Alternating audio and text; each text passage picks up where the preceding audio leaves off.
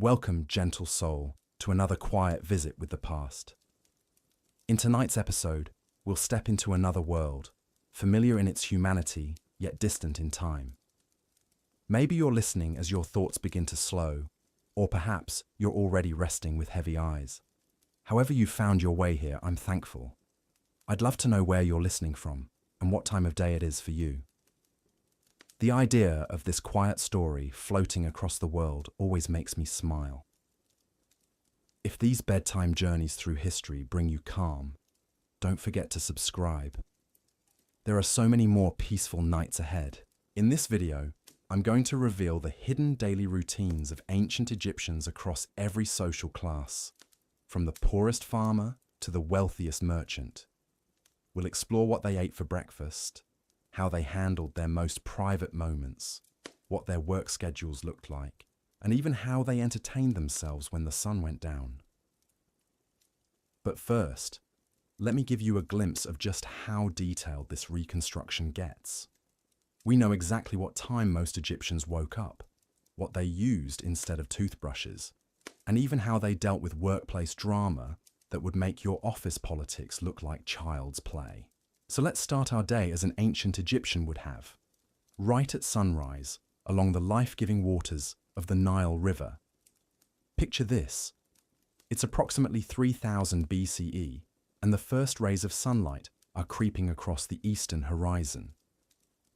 For most ancient Egyptians, this wasn't just the beginning of a new day, it was literally the daily rebirth of the sun god Ra, and missing this moment wasn't really an option. Unlike our modern world where we fight alarm clocks and hit snooze buttons, ancient Egyptians were naturally synchronized with the solar cycle in ways that would seem almost supernatural to us today. The average Egyptian family lived in a mud brick house that was specifically designed to work with the desert climate. These weren't the massive stone monuments we see in documentaries.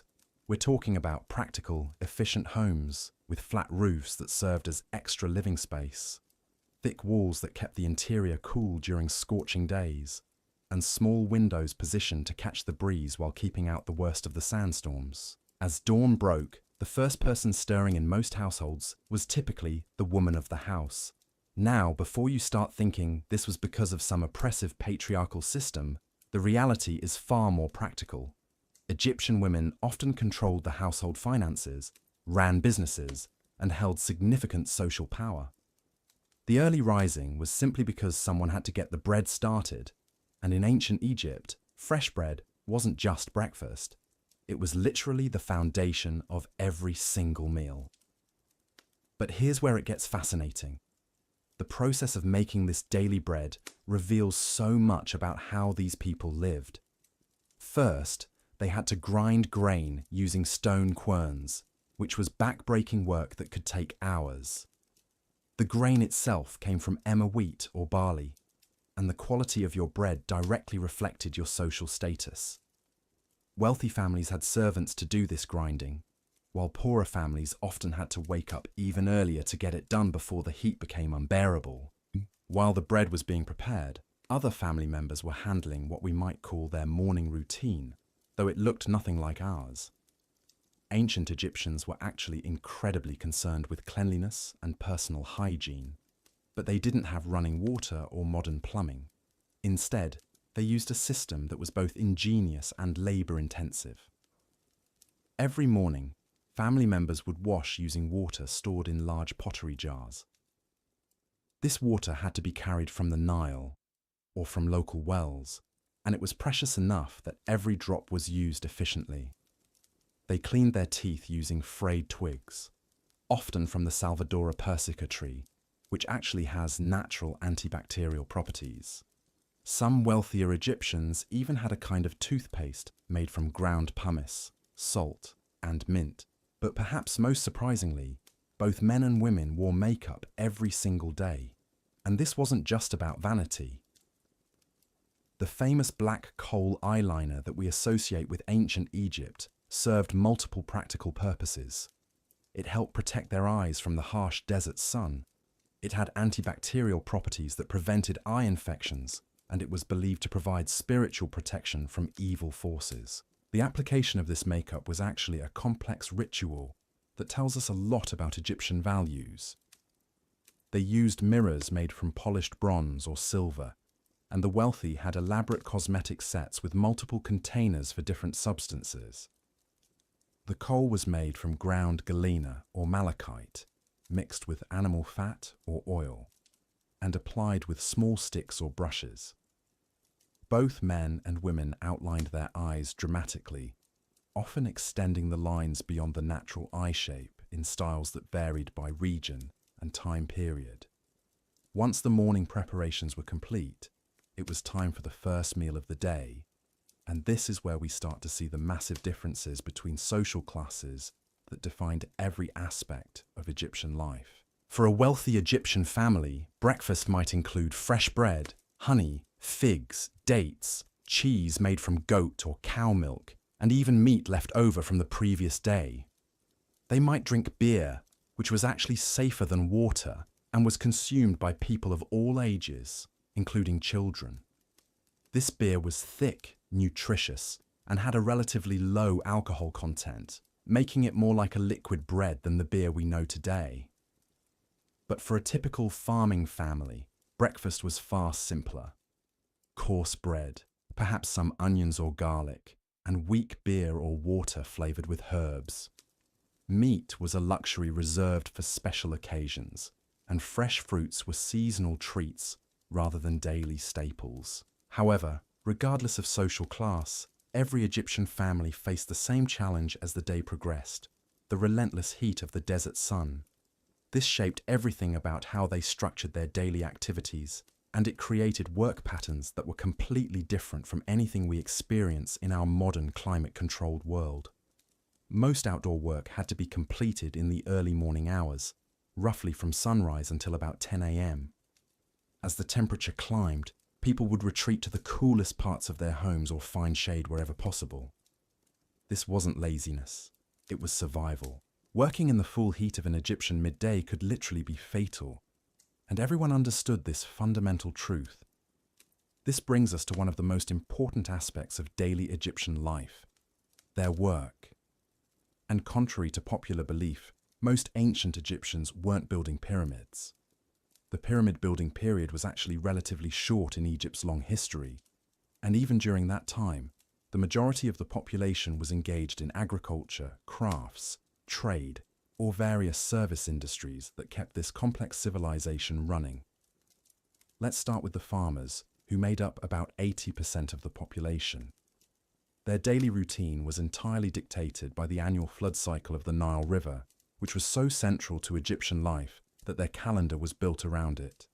The year was divided into 3 seasons: Akhet, the flooding season; Pere, the growing season; and Shimu, the harvest season. During Akhet, when the Nile flooded and covered the farmland with fertile silt, farmers couldn't work their fields. But this didn't mean they were idle. Many were recruited for public works projects, including the construction of monuments, temples, and yes, sometimes pyramids. Others worked on maintaining irrigation systems, preparing tools for the next planting season, or engaging in crafts that could be traded once the floods receded. When Pere arrived and the waters receded, farmers faced an incredibly intense period of activity. They had to plough the mud-softened fields using wooden ploughs pulled by oxen, plant their crops, and then begin the constant battle against pests, weeds, and the ever-present threat of drought or unexpected flooding. But here's what makes Egyptian farming so different from what you might expect. These weren't individual family farms in the way we might imagine. Most farmland was owned by the pharaoh, temples, or wealthy nobles. The actual farmers were more like tenant workers or sharecroppers, owing a significant portion of their harvest to their landlords and to the state in the form of taxes. The daily life of a farmer during planting season started before dawn. After their simple breakfast, they would head to the fields carrying wooden hoes, sickles, and baskets. The work was backbreaking, breaking up clods of earth, removing stones, planting seeds by hand, and constantly maintaining the complex network of irrigation channels that brought Nile water to their crops. Women often worked alongside men in the fields, especially during harvest time, but they also had specialized roles. Many were responsible for winnowing grain, separating the wheat from the chaff using large baskets and the desert wind. Others managed the storage of harvested crops, which required extensive knowledge of how to protect grain from insects, rodents, and moisture. Children weren't exempt from this work either. As soon as they were old enough, usually around age 5 or 6, they began helping with simple tasks like scaring birds away from crops or carrying water. By their early teens, they were expected to contribute significantly to the family's labor. But farming was just one piece of the incredibly complex economic system that made ancient Egypt function. In the towns and cities along the Nile, a completely different kind of daily life was unfolding, one that involved craftsmen, merchants, scribes, and service workers, whose routines were shaped by different pressures and opportunities. Take, for example, the daily life of a carpenter in ancient Thebes. His morning would begin much like the farmer's, with simple food and the application of protective coal. But instead of heading to fields, he would walk to his workshop, carrying tools that were remarkably sophisticated for their time. Egyptian carpenters used copper and bronze chisels, saws, adzes, and measuring tools that allowed them to create furniture, boats, coffins, and architectural elements with precision that still amazes modern craftsmen. Their daily work involved not just the physical labor of cutting and shaping wood, but also the complex logistics of obtaining materials in a desert environment where good timber was often imported from Lebanon or Nubia. The social dynamics of these workshops were fascinating. Master craftsmen supervised apprentices in a system that was part education, part labor exploitation. Young boys would be bound to masters for years, learning not just the technical skills of the craft, but also the business relationships, quality standards, and artistic traditions that would allow them to eventually establish their own workshops. But here's what's really interesting about Egyptian craftsmanship. It wasn't just about creating functional objects. Every piece was expected to meet both practical and spiritual requirements. A carpenter making a chair wasn't just concerned with whether someone could sit on it comfortably. He also had to ensure that the proportions, decorations, and even the wood selection aligned with Egyptian beliefs about harmony, protection, and the connection between the physical and spiritual worlds. This spiritual dimension affected every aspect of daily work life in ways that might seem strange to modern people. Before beginning any significant project, craftsmen would often make offerings to Ptah, the god of craftsmanship, or to other deities associated with their particular trade. The workshop itself might contain small shrines where workers could pray for protection from accidents or for inspiration in their work. The working day for most craftsmen followed a pattern similar to the farmers. Intense activity in the cooler morning hours, a long break during the heat of midday, and then a return to work in the late afternoon and early evening. But unlike farmers, whose work was seasonal, craftsmen had to maintain steady production throughout the year to meet the constant demand for their goods. This brings us to one of the most important but often overlooked aspects of ancient Egyptian daily life: the incredible complexity of their economy and the role of trade in shaping individual routines. Egypt wasn't an isolated civilization living in splendid isolation along the Nile. It was actually the hub of an incredibly sophisticated trade network that stretched from sub-Saharan Africa to the Mediterranean, and from the Red Sea to the western oases of the Sahara. This meant that the daily lives of countless Egyptians were shaped by the constant flow of goods, people, and ideas through their communities. Consider the life of a merchant in ancient Memphis, one of Egypt's great commercial centers. His day would begin not just with the usual morning routine, but with a careful review of inventory, price calculations, and planning for the complex negotiations that lay ahead.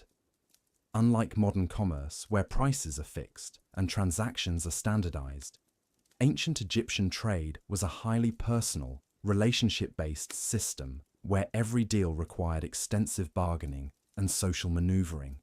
This merchant might be dealing with Nubian gold traders bringing precious metals from the south, Lebanese cedar merchants offering the high-quality timber that Egypt desperately needed, or local farmers bringing surplus grain to exchange for manufactured goods. Each transaction required not just business acumen, but also cultural sensitivity, language skills, and a deep understanding of the religious and social customs that governed different communities. But here's what makes Egyptian commerce so fascinating. They didn't use money in the way we understand it. Instead, they operated on a complex barter system supplemented by standardized units of value based on weights of copper, silver, or grain. A merchant's daily life involved constant mathematical calculations, converting the value of different goods into these standard units, and negotiating exchanges that satisfied all parties involved. The record-keeping alone was a massive undertaking. Egyptian merchants employed scribes to document every transaction, creating detailed papyrus records that had to account for quantities, qualities, dates, and the identities of all parties involved. These weren't just business records, they were legal documents that could be used to resolve disputes or collect debts, sometimes years after the original transaction. And speaking of scribes, let's dive into the daily life of perhaps the most envied profession in ancient Egypt. Becoming a scribe was one of the few ways for someone from a modest background to achieve real social mobility, and the training required was both grueling and transformative. A young scribe's day began with hours of practice copying hieroglyphic texts, learning not just the symbols themselves, but also the proper techniques for preparing papyrus, mixing inks, and maintaining the reed pens that were essential tools of the trade. This wasn't just penmanship practice. It was an intensive education in literature, mathematics, law, religion, and administration that could take a decade or more to complete. Master scribes worked in a variety of settings that shaped their daily routines in different ways. Some were attached to temples, spending their days recording religious ceremonies, managing temple finances, and copying sacred texts. Others worked for government administrators, documenting tax collections, legal proceedings, and official correspondence. The most elite scribes served in the royal court, where their daily responsibilities might include drafting diplomatic letters, recording the pharaoh's decrees, or maintaining the complex genealogical and ceremonial records that legitimized royal authority. But regardless of their specific role, all scribes shared certain daily challenges that were unique to their profession. They had to maintain their materials in perfect condition despite the harsh desert environment, protect their papyrus from insects and moisture, and ensure that their writing met the exacting standards expected in a culture where written records were considered to have magical as well as practical power. The social dynamics of a scribe's daily life were particularly complex because they operated at the intersection of different social classes. A scribe might spend his morning taking dictation from a wealthy noble, his afternoon mediating a dispute between merchants, and his evening teaching basic writing skills to the children of craftsmen who could afford private tutoring. This brings us to one of the most remarkable aspects of ancient Egyptian society: the role of women in daily economic life. Unlike many ancient civilizations, Egypt offered women substantial opportunities for economic independence and social influence.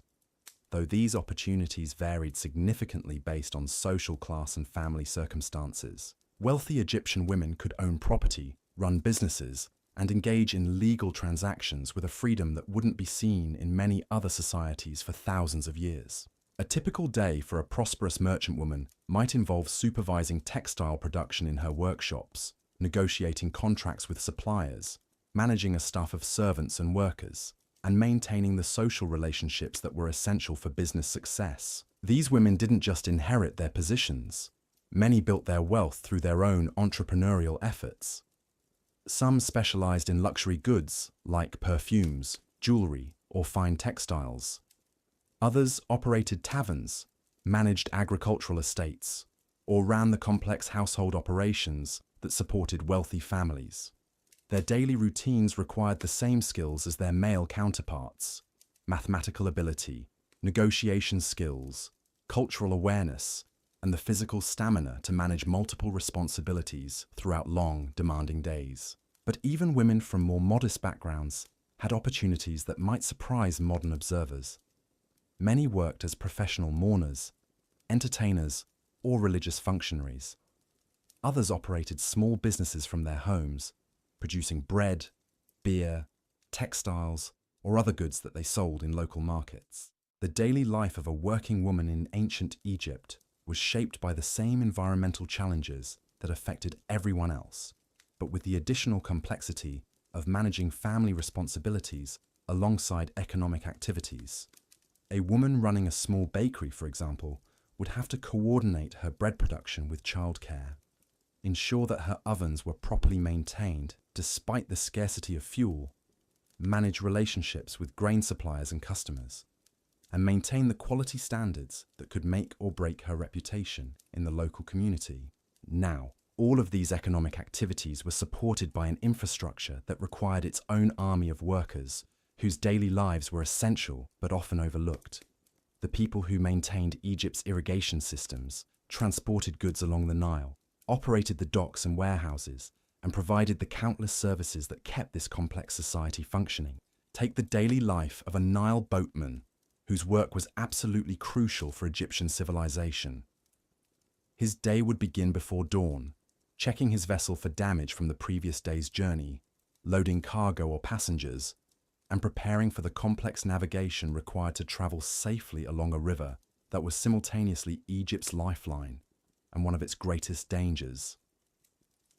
Navigation on the Nile required intimate knowledge of seasonal changes in water levels, shifting sandbars, dangerous currents, and the locations of the hippos and crocodiles that posed constant threats to river traffic. A boatman's daily routine involved not just the physical work of sailing, rowing, or poling his craft, but also the mental challenge of reading the river conditions and making split-second decisions that could mean the difference between a successful journey and a catastrophic accident. The cargo these boatmen transported reveals the incredible diversity of goods that flow through Egyptian society on a daily basis.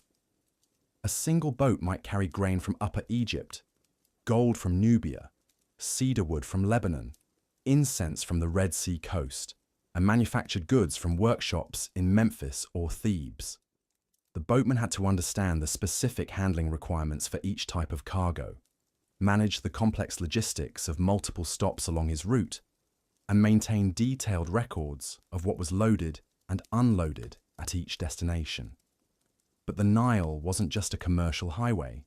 It was also the primary means of personal transportation for most Egyptians. This meant that boatmen also served as passenger carriers, connecting families separated by distance, enabling pilgrimages to important religious sites, and facilitating the social interactions that bound Egyptian communities together. The daily social life of ancient Egyptians was far richer and more complex than most people realize. After the working day ended, communities came alive with activities that served both entertainment and important social functions. Evening gatherings were central to Egyptian social life, and they took many different forms depending on the season, the community, and the social class of the participants. In farming villages, people might gather in courtyards or on rooftops to share the day's events, tell stories, play games, and enjoy whatever entertainment was available. Music was an integral part of these gatherings, and it reveals fascinating details about Egyptian values and daily life. Musicians used instruments like harps, flutes, drums, and sistrums to create music that accompanied singing, dancing, and storytelling. But this wasn't just casual entertainment. Music was believed to have spiritual power, and many of the songs that filled Egyptian evenings were actually religious hymns or magical incantations designed to provide protection, ensure good fortune, or honor the gods. Dancing was equally important, and it served multiple functions in Egyptian society. Some dances were purely recreational, allowing people to celebrate, court potential partners, or simply enjoy physical expression after long days of labor. Others were religious rituals that were believed to communicate with deities, ensure successful harvests, or protect communities from harm. Games were another crucial element of Egyptian social life, and the variety of games they played reveals a society that valued both intellectual challenge and pure fun. Senet, perhaps the most famous Egyptian board game, was played by people of all social classes and was believed to have religious significance related to the journey through the afterlife. But Egyptians also played simpler games that children could enjoy, as well as more complex strategy games that challenged adult players. These evening social activities weren't just entertainment. They were essential mechanisms for maintaining community cohesion, transmitting cultural knowledge from one generation to the next, and providing the social bonds that help people cope with the challenges of daily life in a demanding environment. But perhaps most importantly, these gatherings provided opportunities for the kind of informal education that was crucial for most Egyptians. Children learned about their culture, their history, and their place in society, not through formal schooling, which was available only to a small elite, but through the stories, songs, and conversations that filled their evening hours. The seasonal nature of Egyptian life meant that these social patterns changed throughout the year in ways that created a rich and varied community calendar. During the flood season, when outdoor work was limited, communities had more time for elaborate celebrations, extended storytelling sessions, and the kind of intensive social interaction that strengthened relationships and resolved conflicts. Harvest time brought different kinds of gatherings, often focused on cooperative work that required community coordination. These weren't just economic activities, they were social events that combined necessary labor with celebration, competition, and the reinforcement of social bonds that would carry communities through the challenges of the coming year. Religious festivals provided another crucial structure for Egyptian social life, creating occasions when entire communities would come together for celebrations that could last for days. These festivals weren't solemn religious observances in the way we might imagine. They were joyous community celebrations that combined religious devotion with feasting, music, dancing, and the kind of social interaction that was essential for maintaining the complex relationships that held Egyptian society together. The daily preparation for these festivals reveals another important aspect of Egyptian life: the incredible amount of planning and coordination required to make their society function. Organizing a major religious festival required months of preparation, involving craftsmen who created decorations and ceremonial objects, farmers who provided extra food, musicians and dancers who prepared special performances, and religious officials who ensured that all the ceremonial requirements were properly met. This level of coordination was necessary for almost every aspect of Egyptian life, from the annual flood cycle that required community-wide cooperation to manage irrigation systems, to the complex trade relationships that brought goods from across the known world to Egyptian markets. And this brings us to one of the most remarkable aspects of ancient Egyptian daily life: how they managed to create and maintain one of history's longest-lasting civilizations despite facing challenges that would seem insurmountable to modern people. The coordination required wasn't just impressive from an organizational standpoint, it was absolutely essential for survival. Without it, Egyptian civilization would have collapsed within generations rather than lasting for over 3,000 years. And this brings us to perhaps the most underappreciated aspect of daily Egyptian life: the incredible sophistication of their problem-solving abilities. Every single day, ordinary Egyptians had to navigate challenges that would stump most modern people. They had to predict weather patterns without meteorology, manage complex agricultural systems without modern tools, maintain public health without understanding germ theory, and coordinate massive construction projects without computers or even written mathematical formulas as we know them. Take something as basic as food storage, which was literally a matter of life and death in a civilization where a failed harvest could mean starvation for thousands of people. Egyptian families didn't just throw their grain into containers and hope for the best. They developed elaborate systems involving multiple types of storage vessels, each designed for specific types of food and specific storage durations. They used ceramic jars sealed with beeswax and resin for liquids like oil and wine, They created underground storage chambers that maintained consistent temperatures despite the extreme heat above ground. They developed techniques for drying fruits and vegetables that preserved them for months without refrigeration. They even figured out how to store live fish in artificial ponds, creating a kind of ancient aquaculture system that provided fresh protein year-round. But here's what makes this even more remarkable. These weren't techniques developed by specialists and then distributed to the masses. These were skills that ordinary families passed down through generations, refined through trial and error, and adapted to local conditions. A farming family in Upper Egypt might have completely different food storage techniques than a merchant family in the Delta. But both systems would be incredibly sophisticated and perfectly adapted to their specific circumstances. The daily maintenance of these systems required constant attention and expertise. Women often specialized in food preservation, spending hours each day monitoring fermentation processes, checking stored goods for signs of spoilage, and adjusting storage conditions based on seasonal changes. This wasn't just domestic work. It was highly skilled technical labor that required deep understanding of chemistry, biology, and engineering principles that these people couldn't name, but absolutely understood. Men often focused on the construction and maintenance of storage facilities themselves, which required skills in masonry, waterproofing, ventilation design, and pest control that would impress modern contractors. They had to build structures that could withstand floods, earthquakes, extreme temperature variations, and the constant assault of insects and rodents that threatened stored food supplies. Children learned these skills through daily participation, gradually taking on more responsibility as they demonstrated competence. By the time they reached adulthood, they possessed a level of practical knowledge about food systems that far exceeded what most modern people understand about where their food comes from or how it's preserved. This same pattern of sophisticated problem-solving appears in every aspect of Egyptian daily life. Consider their approach to personal hygiene and healthcare, which was far more advanced than most people realize.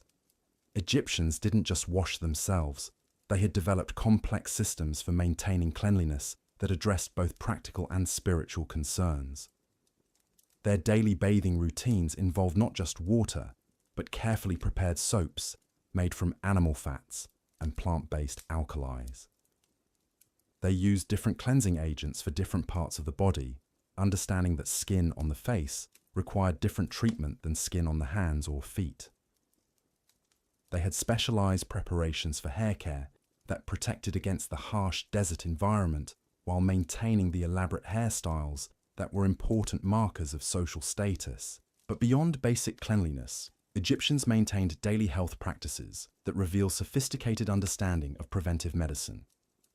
They used various plant-based preparations to protect against common ailments, maintained dietary practices that modern nutritionists would recognize as sound principles, and engaged in physical activities that were designed to maintain strength and flexibility throughout their lives. The daily routine of an Egyptian family included time for what we might call physical therapy exercises, though they wouldn't have used that term.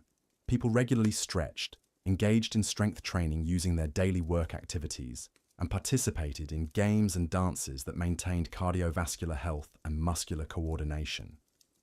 Women often specialized in herbal medicine, maintaining gardens of medicinal plants, and preparing remedies that addressed everything from minor cuts and bruises to serious illnesses.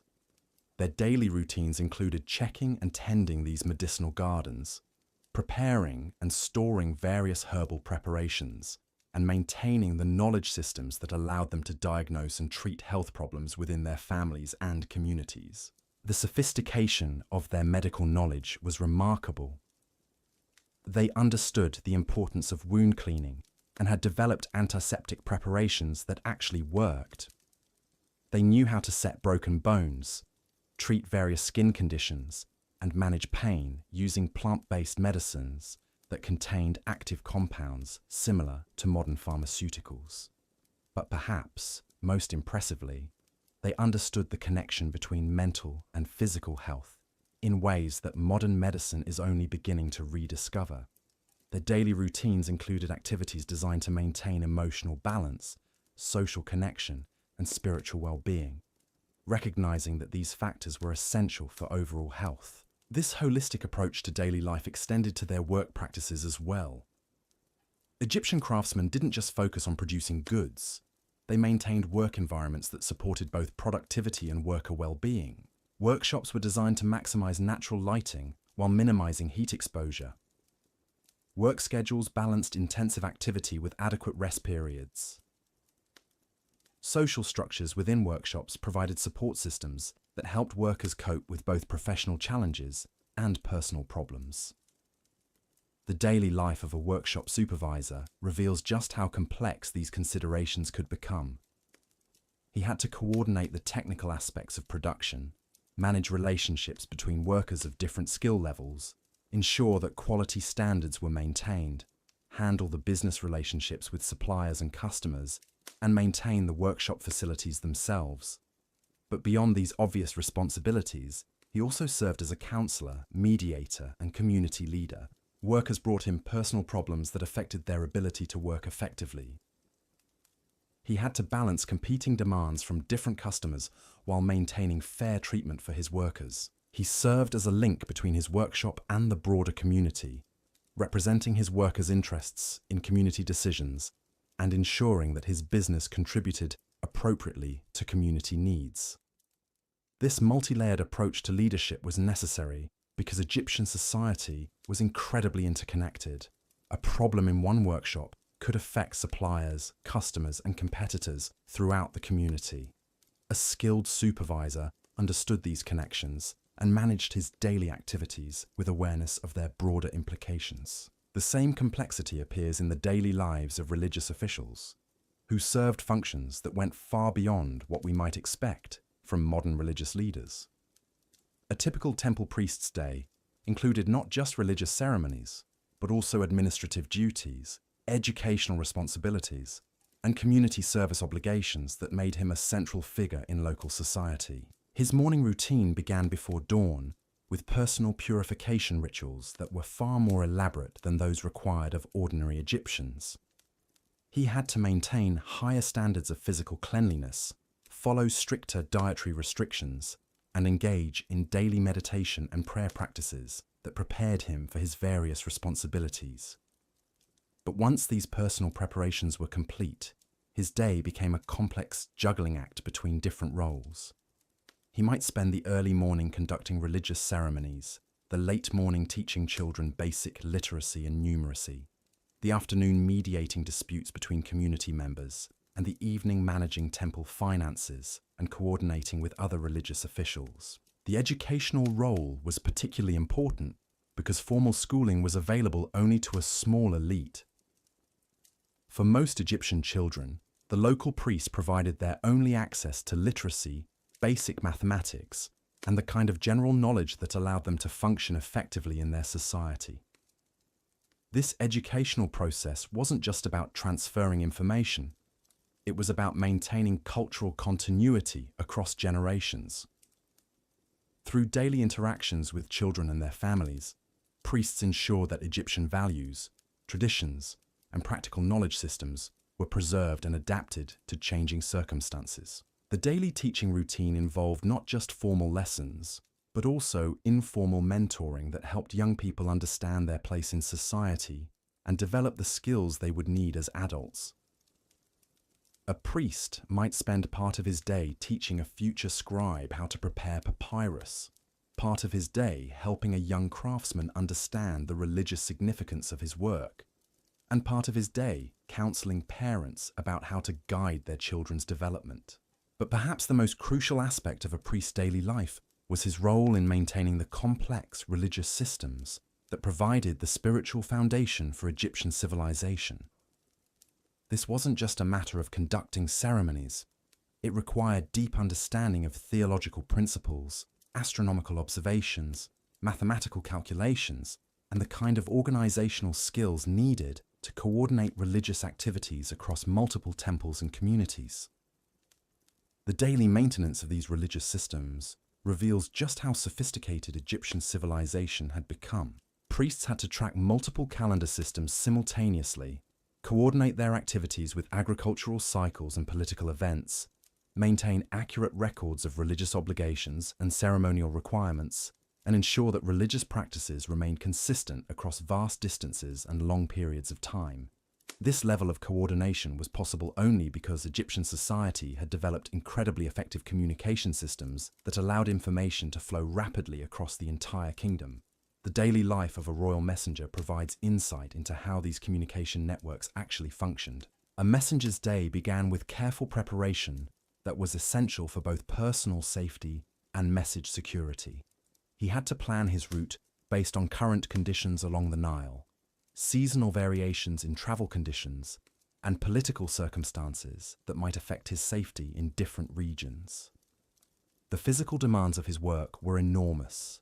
Depending on the urgency of his message and the distance he had to travel, he might spend days traveling by boat, on foot, or using donkeys or other pack animals.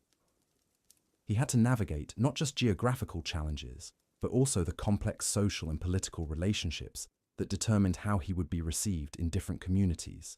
But beyond the physical challenges, messengers carried enormous responsibility for maintaining the information systems that held Egyptian civilization together. They transported not just official government communications, but also personal letters, business documents, religious instructions, and the kind of informal information that allowed widely separated communities to coordinate their activities. The daily routine of preparing, protecting, and delivering these messages required skills that combined physical endurance with intellectual sophistication. Messengers had to be able to read and write, understand the political implications of the information they carried, maintain absolute discretion about sensitive communications, and adapt quickly to changing circumstances that might require them to alter their plans or find alternative routes. Their work also required deep cultural knowledge that allowed them to function effectively in communities with different customs, dialects, and social structures. A messenger traveling from Memphis to Aswan would encounter dozens of different local communities, each with its own particular characteristics. And he had to understand how to approach local leaders, follow appropriate social protocols, and avoid misunderstandings that could delay his mission or even put him in danger. This cultural sophistication was necessary because Egyptian civilization wasn't as uniform as we might imagine. While there were certainly shared values, religious beliefs, and social structures that unified the kingdom, there were also significant regional variations that reflected different environmental conditions, economic specializations, and historical experiences. The daily life of people in the Delta region was shaped by different challenges and opportunities than those faced by people in Upper Egypt or Nubia. Coastal communities had access to Mediterranean trade networks, but had to deal with different security threats. Desert oasis communities had developed specialized techniques for managing scarce water resources, but had limited access to some goods that river communities took for granted. These regional differences created opportunities for specialization and trade that enriched Egyptian civilization, but they also required sophisticated coordination systems that could manage the complexity without losing the benefits of diversity.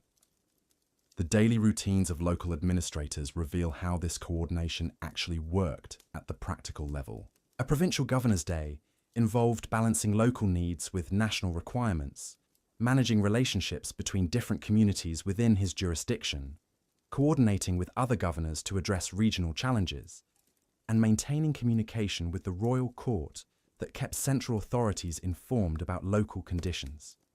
His responsibilities included everything from tax collection and legal dispute resolution to infrastructure maintenance and military recruitment. But perhaps most importantly, he served as a cultural bridge between local communities and the broader Egyptian civilization, ensuring that regional variations remained within acceptable bounds, while allowing communities to adapt Egyptian institutions to their particular circumstances. This balancing act required enormous skill and constant attention to changing conditions.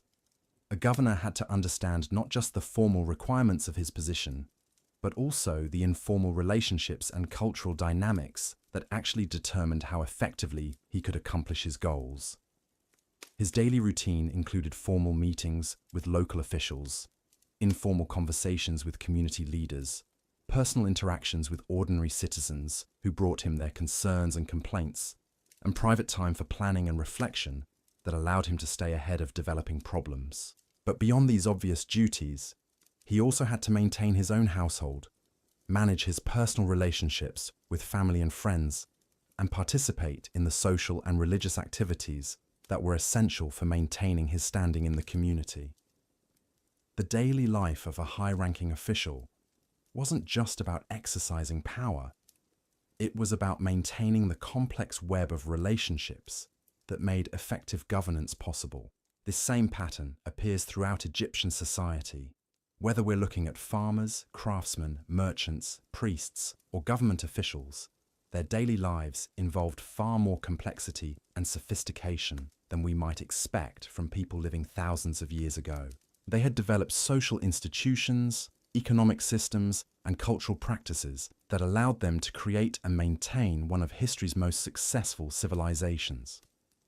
They solved problems that would challenge modern societies, adapted to environmental conditions that would defeat less organized communities, and maintained cultural continuity across centuries of change and challenge.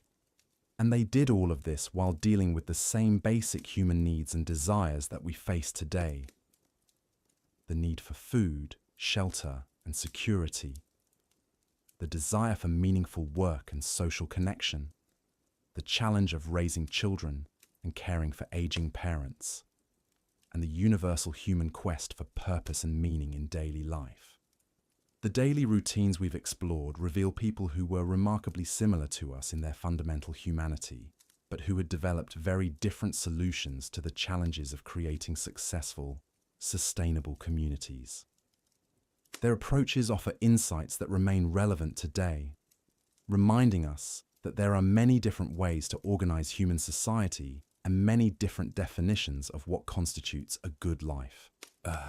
As we continue our exploration of ancient Egyptian daily life, we'll discover even more surprising details about how these remarkable people managed to create a civilization that lasted for over 3 millennia, adapting and evolving while maintaining its essential character through periods of prosperity and crisis, expansion and contraction, innovation and conservation. The evening hours in ancient Egypt revealed perhaps the most intimate and fascinating aspects of daily life, when the crushing heat finally subsided, and communities came alive with activities that would surprise anyone who thinks these people lived simple, primitive lives. As the sun began its descent toward the western horizon, Egyptian families didn't just collapse from exhaustion after their demanding days. Instead, they participated in a rich social world that was both deeply practical and surprisingly sophisticated. Picture a typical evening in a middle-class neighborhood along the Nile around 2500 BCE. As the temperature finally dropped to bearable levels, courtyards and rooftops throughout the community began filling with people engaging in activities that served multiple purposes simultaneously. This wasn't just leisure time. It was when the real business of maintaining social relationships, educating children, and preserving cultural knowledge actually took place. Food preparation for the evening meal was a community affair that reveals incredible details about Egyptian social structures and values. Unlike our modern world where families eat in isolation, Egyptian evening meals were often shared events that involved multiple households, extended family members, and even neighbors who contributed different elements to create elaborate communal feasts. The process of preparing these evening meals required coordination that would impress modern event planners. Different families specialized in different aspects of the meal preparation, not just because of resource limitations, but because this specialization created social bonds that strengthened community resilience. One family might be known for their exceptional bread baking, another for their skill with vegetables, and another for their ability to prepare meat in ways that maximized both flavor and preservation. Women often took the lead in coordinating these meal preparations, but this leadership role extended far beyond simple cooking.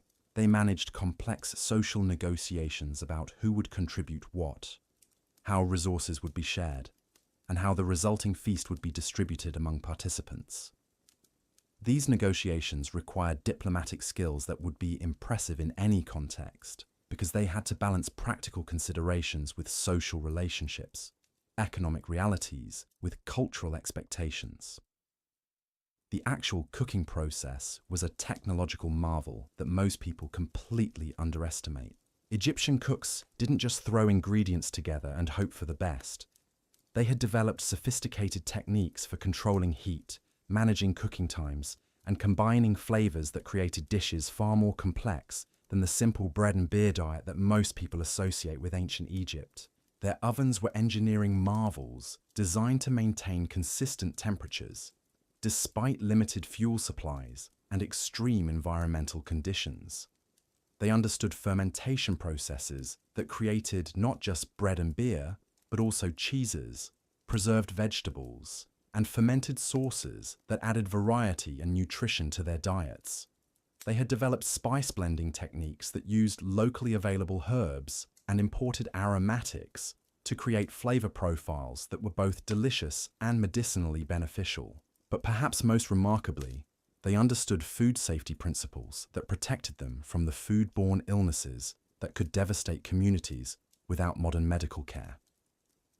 They knew which combinations of ingredients provided natural preservation, which cooking techniques eliminated dangerous bacteria, and which storage methods prevented spoilage in hot, humid conditions. The evening meal itself was a carefully orchestrated social event that served functions far beyond simple nutrition. The way people were seated reflected social hierarchies, but also provided opportunities for mentoring relationships between older and younger community members.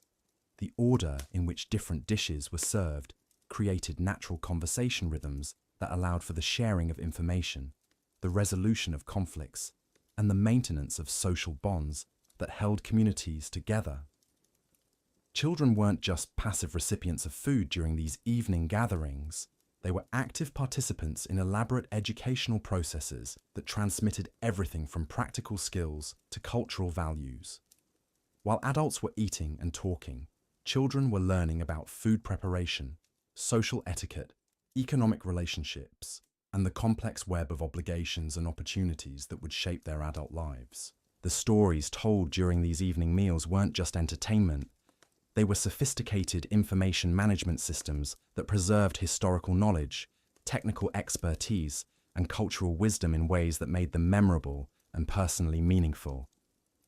A story about a clever farmer who outwitted a dishonest merchant wasn't just amusing. It taught practical lessons about commercial relationships, negotiation strategies, and ethical principles that listeners could apply in their own lives. Religious stories served similar educational functions, but they also provided emotional and psychological support that helped people cope with the challenges and uncertainties of daily life. Stories about gods overcoming obstacles, heroes persevering through difficulties, and communities surviving disasters provided both practical guidance and emotional reassurance that strengthened individual resilience and community solidarity. Music during these evening gatherings reveals another layer of sophistication that most people never consider. Egyptian musicians weren't just playing random tunes to provide background entertainment. They were performing complex compositions that served multiple functions simultaneously, creating emotional atmospheres that enhanced social bonding while also transmitting cultural information and providing opportunities for individual expression. The instruments themselves were technological marvels that required sophisticated understanding of acoustics, material science, and manufacturing techniques. Harps had to be constructed with precise tension systems that maintained proper tuning despite extreme temperature variations. Drums required carefully prepared animal skins that produced specific tonal qualities while withstanding constant use. Flutes and other wind instruments demanded precise measurements and finishing techniques that created accurate pitch relationships and pleasing timbres. But beyond the technical aspects, Egyptian music served psychological and social functions that were essential for community well-being. Different types of music were used to create specific emotional states that served therapeutic purposes, helping people process grief, celebrate achievements, manage anxiety, and maintain the emotional balance necessary for effective functioning in challenging environments. The dancing that accompanied this music wasn't just physical entertainment. It was a complex communication system that allowed for the expression of ideas and emotions that were difficult to convey through words alone. Different dance forms served different social functions, from courtship rituals that helped young people form appropriate partnerships, to religious ceremonies that maintained spiritual connections, to competitive displays that established social hierarchies without resorting to violence. Children learned these dance forms through daily participation, gradually mastering not just the physical movements, but also the cultural meanings and social context that made dancing an effective tool for community building and personal expression. By adulthood, most Egyptians possessed a vocabulary of physical movement that allowed them to participate in complex social interactions that strengthened community bonds while providing outlets for individual creativity. Games played during these evening hours reveal another dimension of Egyptian sophistication that challenges our assumptions about ancient life. These weren't just simple diversions to pass time. They were educational tools that taught everything from mathematical concepts to strategic thinking, from social skills to ethical principles. Board games like Senet weren't just entertainment, they were sophisticated simulations that helped players understand complex concepts about probability, planning, and decision-making under uncertainty. The religious symbolism embedded in these games provided opportunities for discussing spiritual concepts in ways that were both intellectually engaging and emotionally meaningful. Physical games and competitions served similar educational functions while also providing the exercise and skill development that were essential for survival in a physically demanding environment. Wrestling matches, running competitions, and various ball games weren't just fun. They were training systems that maintained the physical fitness and competitive skills that individuals needed to succeed in their daily work and contribute effectively to community defense. But perhaps, most importantly, these games provided opportunities for social interaction across age groups and social classes in ways that strengthened community cohesion while allowing for the peaceful resolution of tensions and conflicts that might otherwise disrupt social harmony. The evening hours also provided time for the maintenance and creation of the material objects that made Egyptian daily life possible. This wasn't just busy work to fill idle time. It was essential economic activity that required sophisticated skills and careful coordination between different community members. Women often spent evening hours engaged in textile production that was far more complex than simple weaving. They had to process raw materials like flax and wool using techniques that required deep understanding of fiber properties, chemical treatments, and mechanical processes. They operated looms that were engineering marvels capable of producing fabrics with complex patterns, varying textures, and specific performance characteristics suited for different purposes. The designs they created weren't just decorative. They were information systems that communicated social status, regional identity, religious beliefs, and personal achievements in ways that were immediately recognizable to other community members. A skilled textile worker could look at someone's clothing and immediately understand their occupation, their family background, their economic status, and their role in the community's social structure. Men often used evening hours for tool maintenance and creation that was equally sophisticated and equally essential for community survival. They had to maintain metal tools using techniques that required understanding of metallurgy, heat treatment, and precision shaping that would impress modern craftsmen. They created wooden implements using carpentry skills that combined artistic sensibility with functional excellence and durability requirements. But beyond these obvious practical activities, evening hours provided time for the kind of innovation and experimentation that allowed Egyptian technology and culture to evolve and improve over time. Craftsmen used their leisure time to experiment with new techniques, test different materials, and develop improved tools and methods that enhanced productivity and quality in their daily work. These innovations weren't just individual achievements. They were community resources that were shared through informal networks that connected craftsmen across different specialties and different regions. A carpenter who developed an improved joint technique would share that knowledge with other woodworkers who would adapt and refine it further, creating a continuous improvement process that strengthened the entire technological base of Egyptian civilization. The evening hours also provided opportunities for the kind of personal relationships and individual development that were essential for psychological well-being and social stability. Courtship rituals weren't just romantic diversions. They were complex social processes that helped young people form partnerships that would contribute to community strength and individual happiness. These courtship processes involved elaborate systems of gift exchange, artistic performance, and social interaction that allowed potential partners to demonstrate their skills, values, and compatibility in ways that helped ensure successful long-term relationships.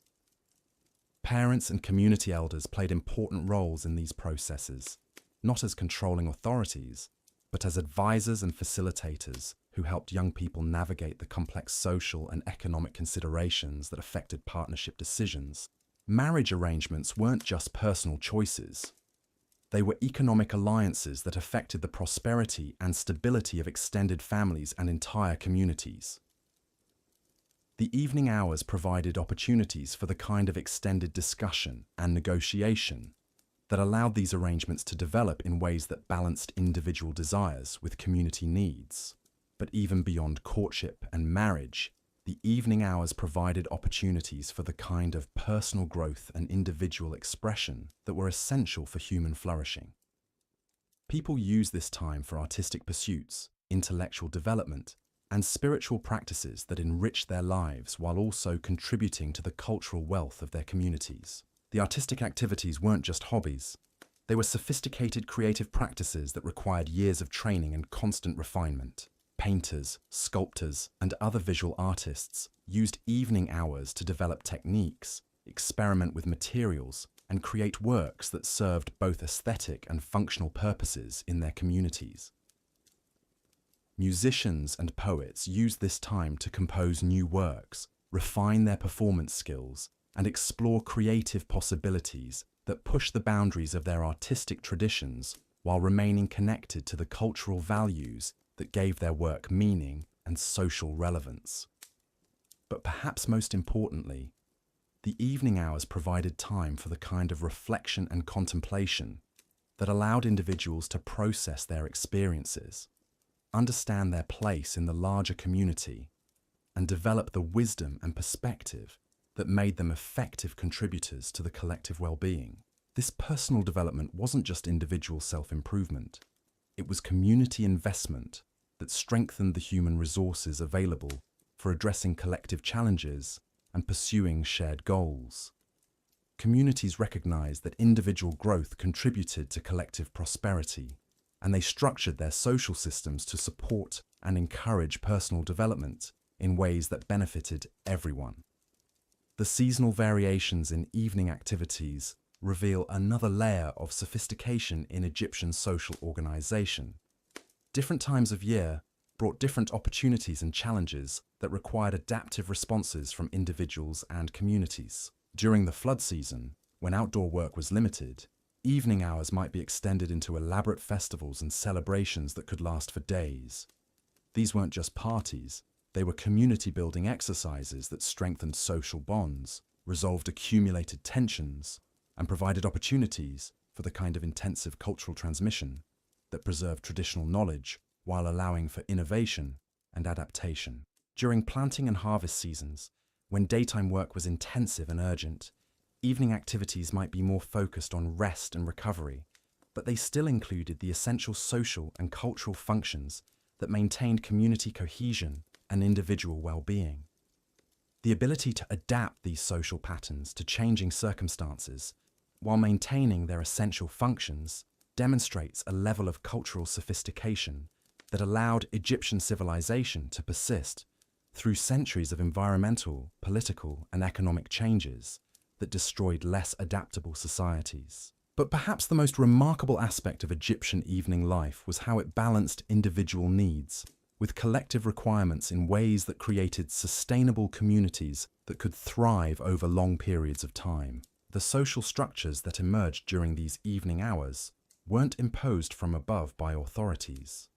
They developed organically through the daily interactions of people who understood that their individual well-being depended on the health and prosperity of their communities. This understanding created social systems that were both flexible enough to adapt to changing circumstances and stable enough to provide the predictability and security that allowed individuals to plan for the future and invest in long-term relationships and projects.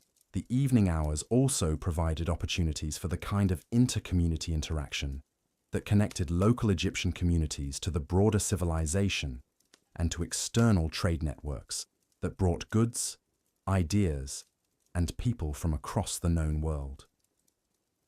Traveling merchants, visiting craftsmen, religious pilgrims, and government officials often participated in these evening social activities, bringing news, ideas, and perspectives from other regions that enriched local communities, while also connecting them to larger networks of information and opportunity. These interactions weren't just casual social exchanges.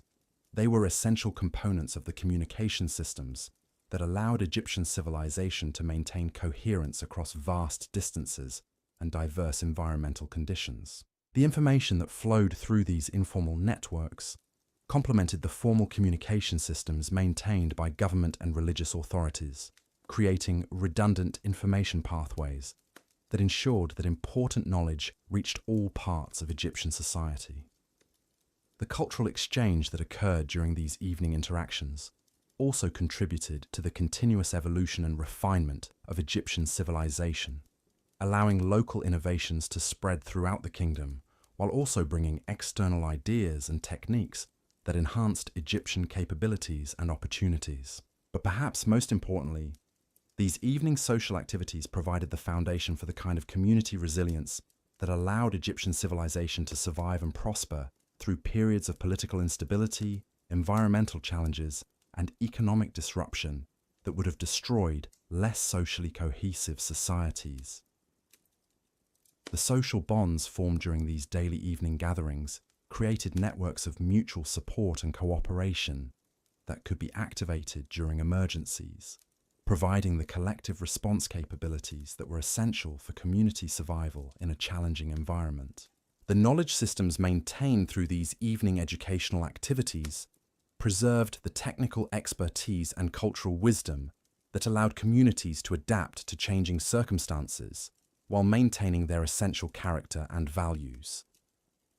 The conflict resolution mechanisms that operated during these social gatherings prevented minor disputes and tensions from escalating into serious conflicts that could disrupt community functioning and threaten collective security. As we delve deeper into the complexity of ancient Egyptian evening life, we begin to understand that these weren't just people trying to survive in a harsh environment. They were sophisticated social beings who had created cultural systems that supported both individual fulfillment and collective prosperity in ways that modern societies are still trying to achieve. Their evening routines reveal people who understood that human well-being required more than just adequate food and shelter. It required meaningful social relationships, opportunities for personal growth, creative expression, and participation in something larger than individual survival.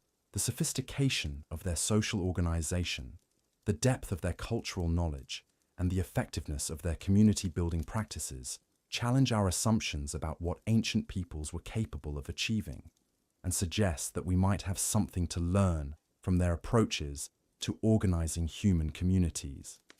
But the evening hours were just one part of a daily cycle that included sleep patterns and morning preparations that were equally sophisticated and equally essential for the functioning of Egyptian civilization. The way Egyptians managed the transition between waking and sleeping hours reveals another dimension of their understanding of human needs and their ability to create social systems that supported optimal human functioning. The preparation for sleep wasn't just a matter of lying down when exhaustion overcame them. It was a carefully managed process that recognized the importance of rest for physical health, mental well-being, and spiritual balance. Egyptian sleeping arrangements reflected both practical considerations about climate and security and sophisticated understanding of how physical environment affected sleep quality and overall health. Their beds weren't just places to collapse at the end of exhausting days.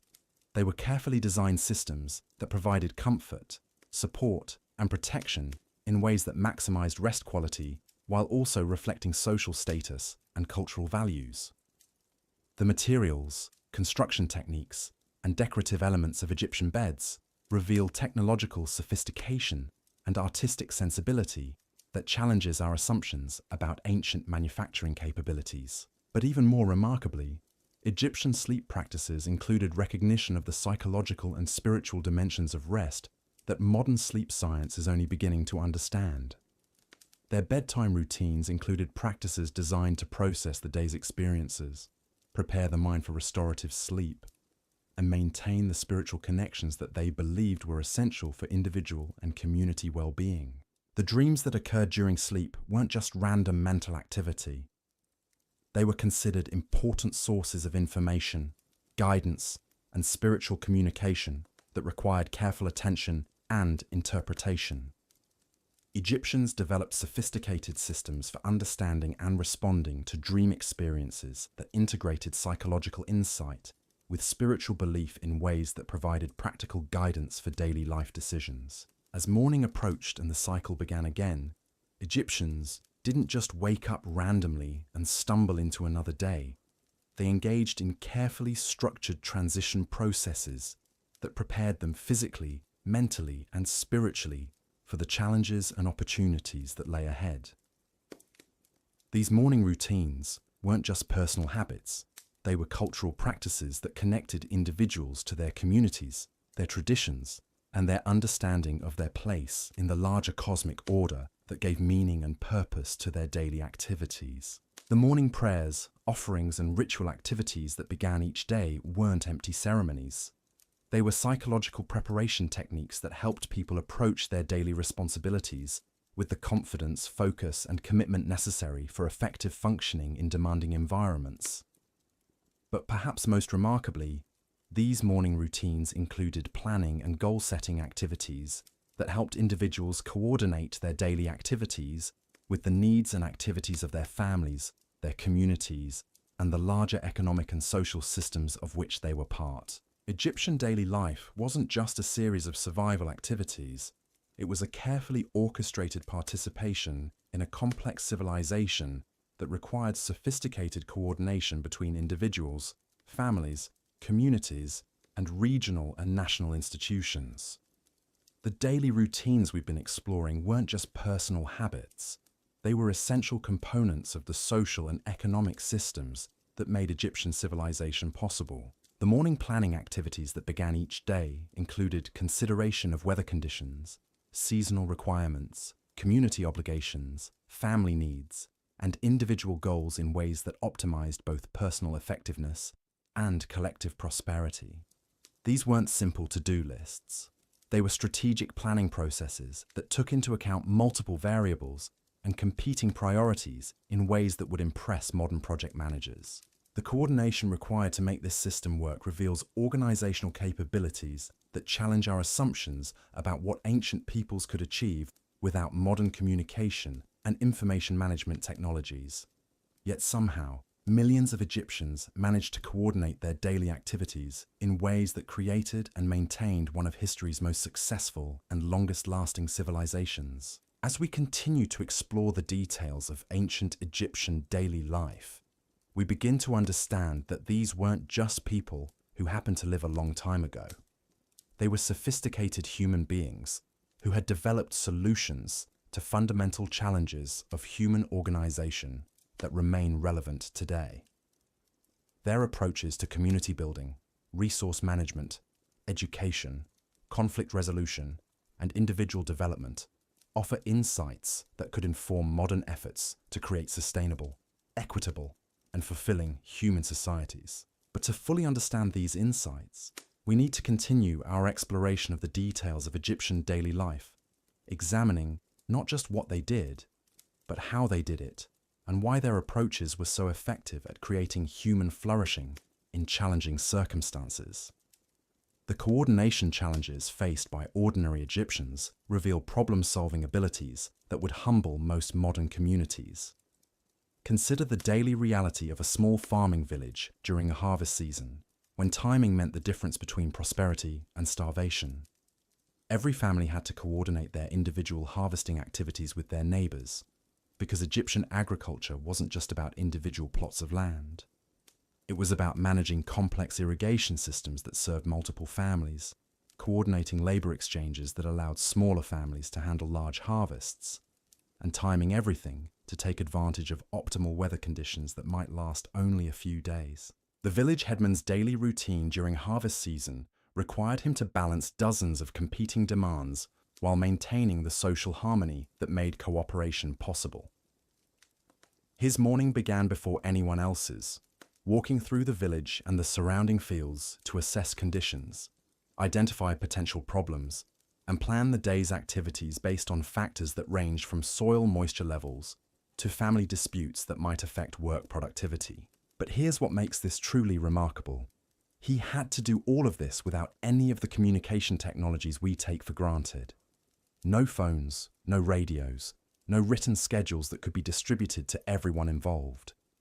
Instead, he relied on a sophisticated system of visual signals, verbal messages, and social protocols that had been refined over generations to maximize efficiency while minimizing misunderstandings. The signal systems alone were masterpieces of practical communication design. Different colored flags or banners indicated different types of activities or priorities. Drum patterns conveyed specific messages about timing, location, or resource needs. Even the positioning of everyday objects like pottery jars or farming tools could communicate important information to people who understood the local conventions.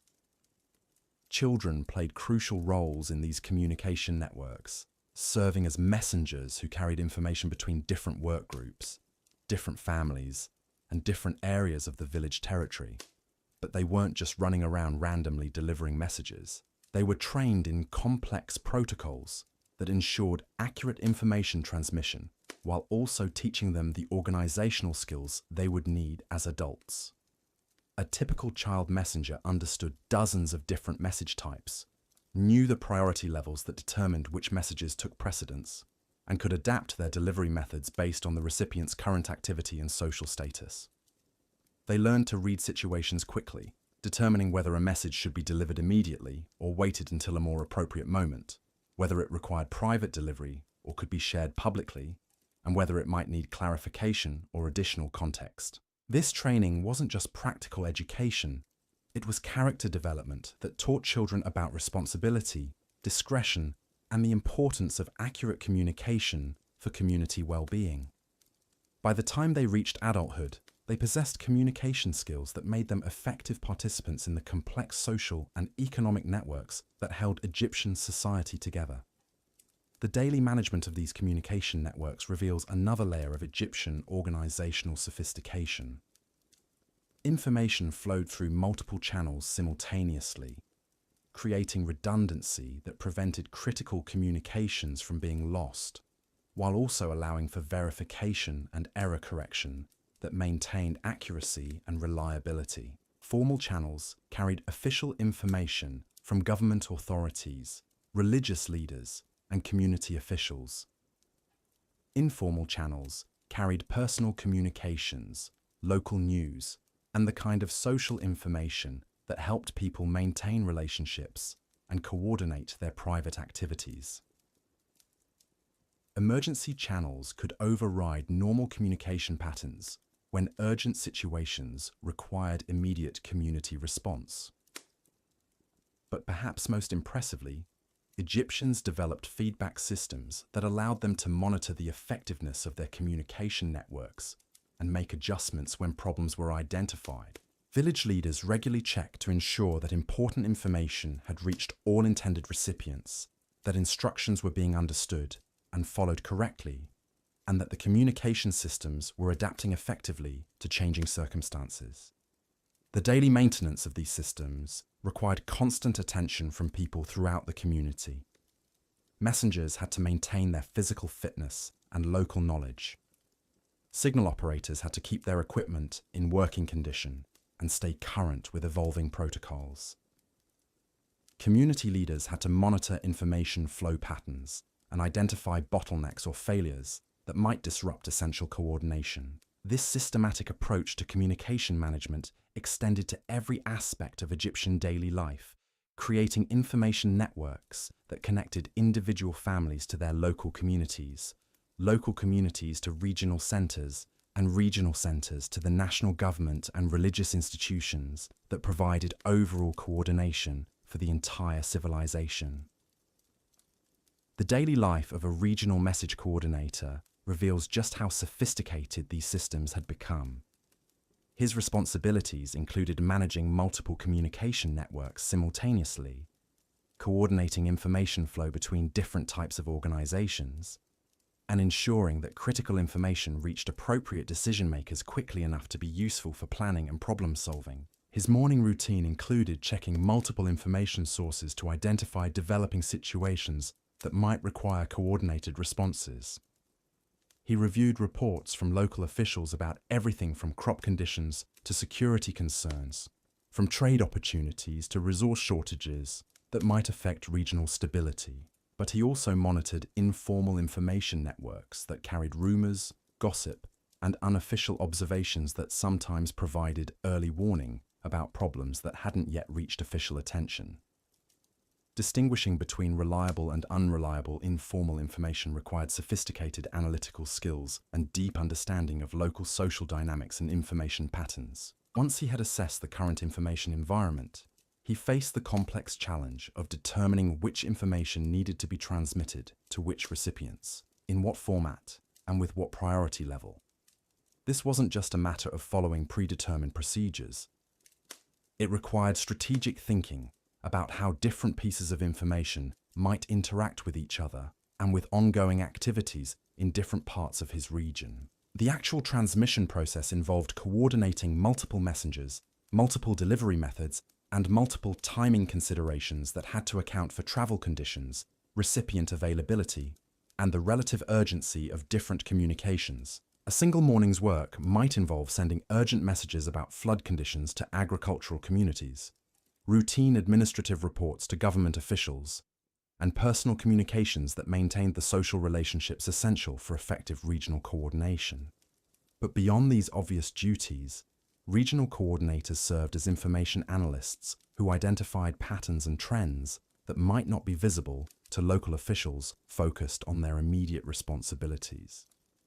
They looked for connections between seemingly unrelated events, early indicators of developing problems, and opportunities for coordinated action that could benefit multiple communities simultaneously. This analytical function was crucial for maintaining the stability and prosperity of Egyptian civilization because it allowed problems to be addressed before they became crises and opportunities to be exploited before they disappeared. The daily analytical work of these coordinators contributed to the strategic planning capabilities that allowed Egyptian leaders to manage a complex civilization effectively across centuries of changing conditions. The information processing techniques they used were remarkably sophisticated, involving systematic comparison of current conditions with historical patterns, identification of anomalies that might indicate developing problems, and projection of likely future developments based on current trends and known cause and effect relationships. They maintained detailed records that allowed them to track changes over time, identify seasonal patterns that affected planning and resource allocation, and document successful and unsuccessful responses to various types of challenges. These records weren't just administrative paperwork. They were strategic intelligence systems that informed decision-making at every level of Egyptian society. The daily record-keeping activities required not just clerical skills, but also analytical abilities that allowed coordinators to extract meaningful patterns from large amounts of detailed information. They had to identify which details were significant and which were routine, which patterns indicated important trends and which reflected normal variations, and which information required immediate action and which could be addressed through normal planning processes. But perhaps most remarkably, they had to do all of this analysis without computers, statistical software, or any of the information processing tools that modern analysts consider essential. Instead, they relied on mental models, systematic procedures, and collaborative analytical processes that distributed complex analytical tasks across multiple people with different expertise and perspectives. The collaborative aspects of Egyptian information analysis reveal another dimension of their organizational sophistication. Different analysts specialized in different types of information and different types of analysis, creating analytical networks that could handle far more complex problems than any individual analyst could manage alone. Economic analysts focused on trade patterns, resource availability, and production trends that affected regional prosperity and stability. Agricultural analysts monitored weather patterns, crop conditions, and farming practices that determined food security and rural economic conditions. Security analysts tracked political developments, population movements, and external threats that might require military or diplomatic responses. But these analysts didn't work in isolation. They participated in regular coordination meetings that allowed them to share information, compare analyses, and develop integrated assessments that informed strategic planning and policy decisions. These coordination processes weren't just information-sharing sessions. They were collaborative analytical exercises that produced insights and understanding that no individual analyst could achieve independently. The daily routine of participating in these analytical networks required communication skills that went far beyond simple information transmission. Analysts had to present complex information clearly and concisely, ask questions that elicited useful information from their colleagues, and participate in discussions that built shared understanding of complex situations and appropriate responses. They also had to maintain awareness of how their specialized analyses fit into broader strategic contexts, ensuring that their technical expertise contributed effectively to overall decision-making processes, rather than creating analytical silos that missed important connections and implications. This systems thinking approach to analysis and planning was one of the key factors that allowed Egyptian civilization to maintain coherence and effectiveness across vast distances and long periods of time. By ensuring that specialized knowledge was integrated into broader understanding, Egyptians avoided the fragmentation and coordination failures that destroyed many other ancient civilizations. The daily implementation of these systems thinking approaches required organizational disciplines that were embedded in routine activities throughout Egyptian society. People at every level understood that their individual responsibilities were part of larger systems that required coordination and mutual support to function effectively. Farmers understood that their individual agricultural decisions affected community food security and regional economic stability. Craftsmen understood that their quality standards and production schedules affected trade relationships and community reputation. Merchants understood that their business practices affected regional prosperity and inter-community relationships. This systems awareness wasn't just abstract understanding, it was practical knowledge that shaped daily decision-making and behavior in ways that optimized both individual effectiveness and collective performance.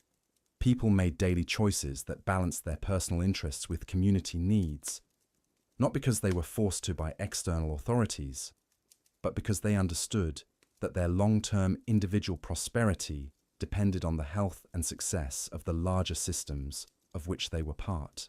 The educational processes that created this systems awareness were embedded in daily life activities, rather than separated into formal schooling that was disconnected from practical application. Children learned about systems thinking by participating in family and community activities that required coordination and mutual support, gradually developing the understanding and skills that would make them effective adult participants in Egyptian civilization. The daily educational activities weren't just skill training. They were character development processes that taught values, attitudes, and habits of thought that supported effective participation in complex social and economic systems. Children learned not just what to do, but why it mattered, and how their individual contributions fit into larger patterns of collective action. This character development wasn't just moral instruction. It was practical preparation for adult responsibilities that required sophisticated understanding of cause and effect relationships, long-term consequences of short-term decisions, and the interdependencies that connected individual actions to community outcomes.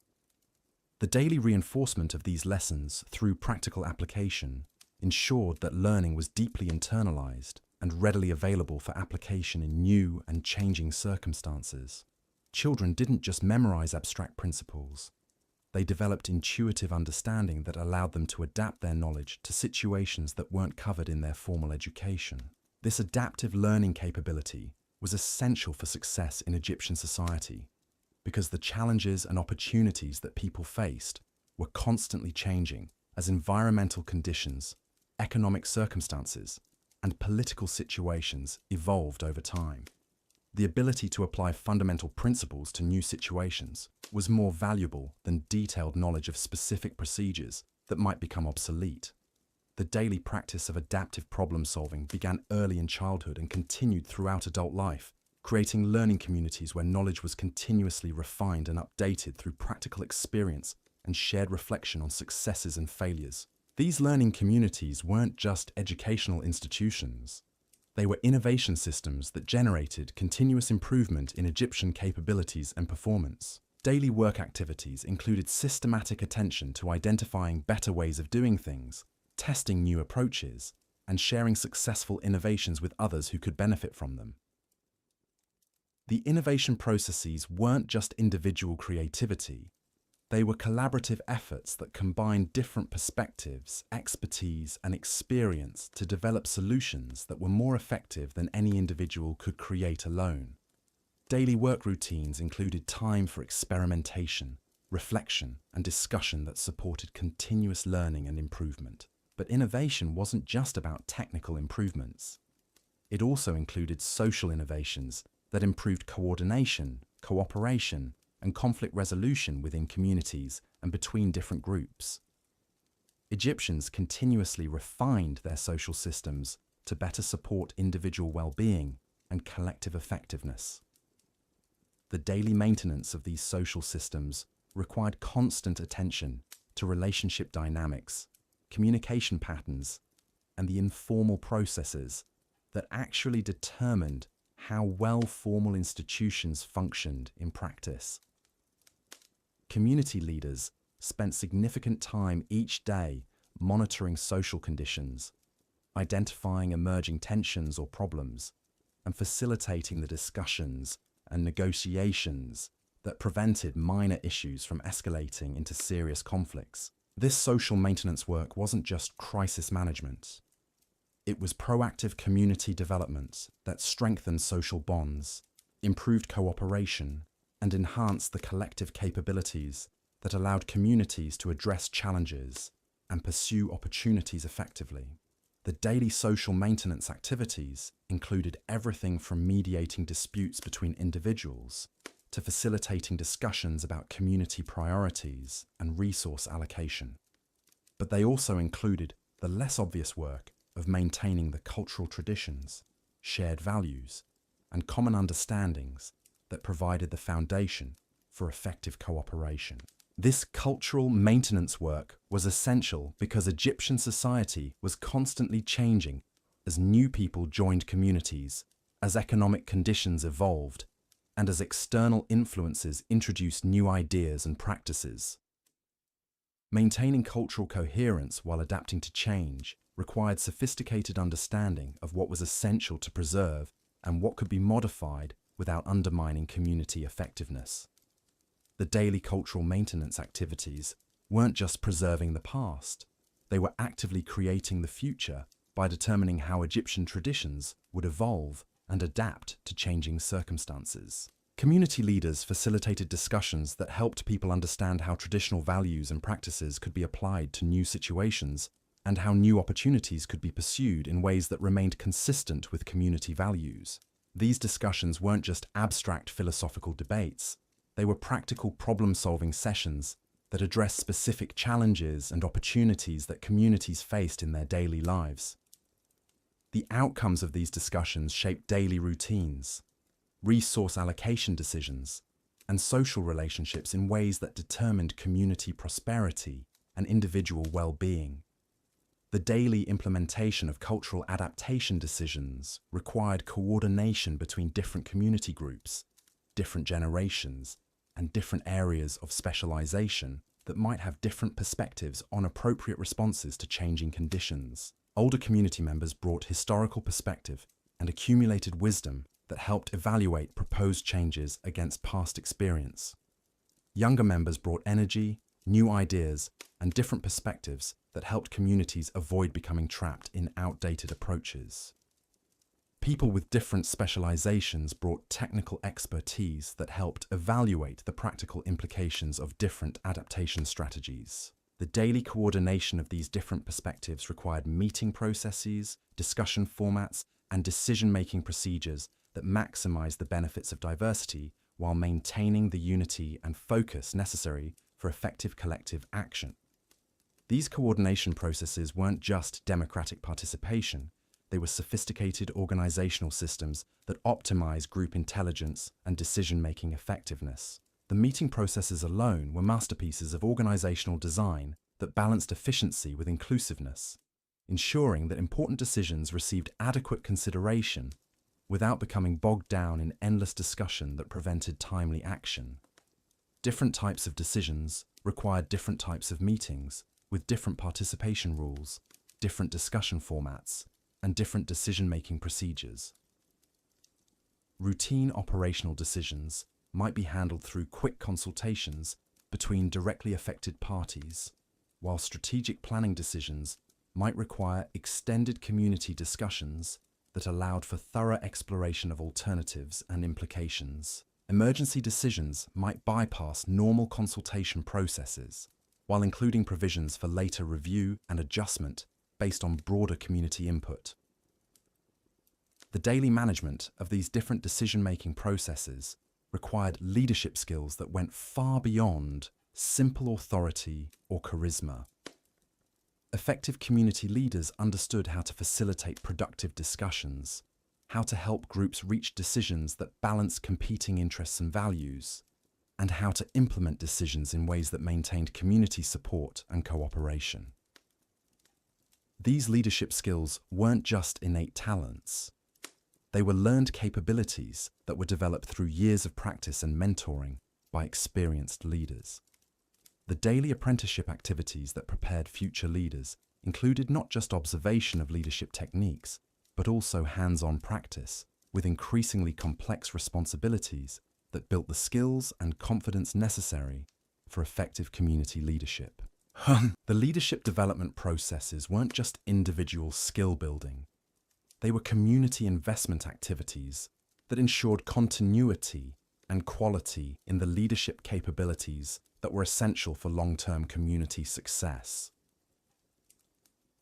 Communities actively identified and developed leadership potential in their members, providing opportunities and support that helped talented individuals develop their capabilities, while also ensuring that leadership remained connected to community values and priorities.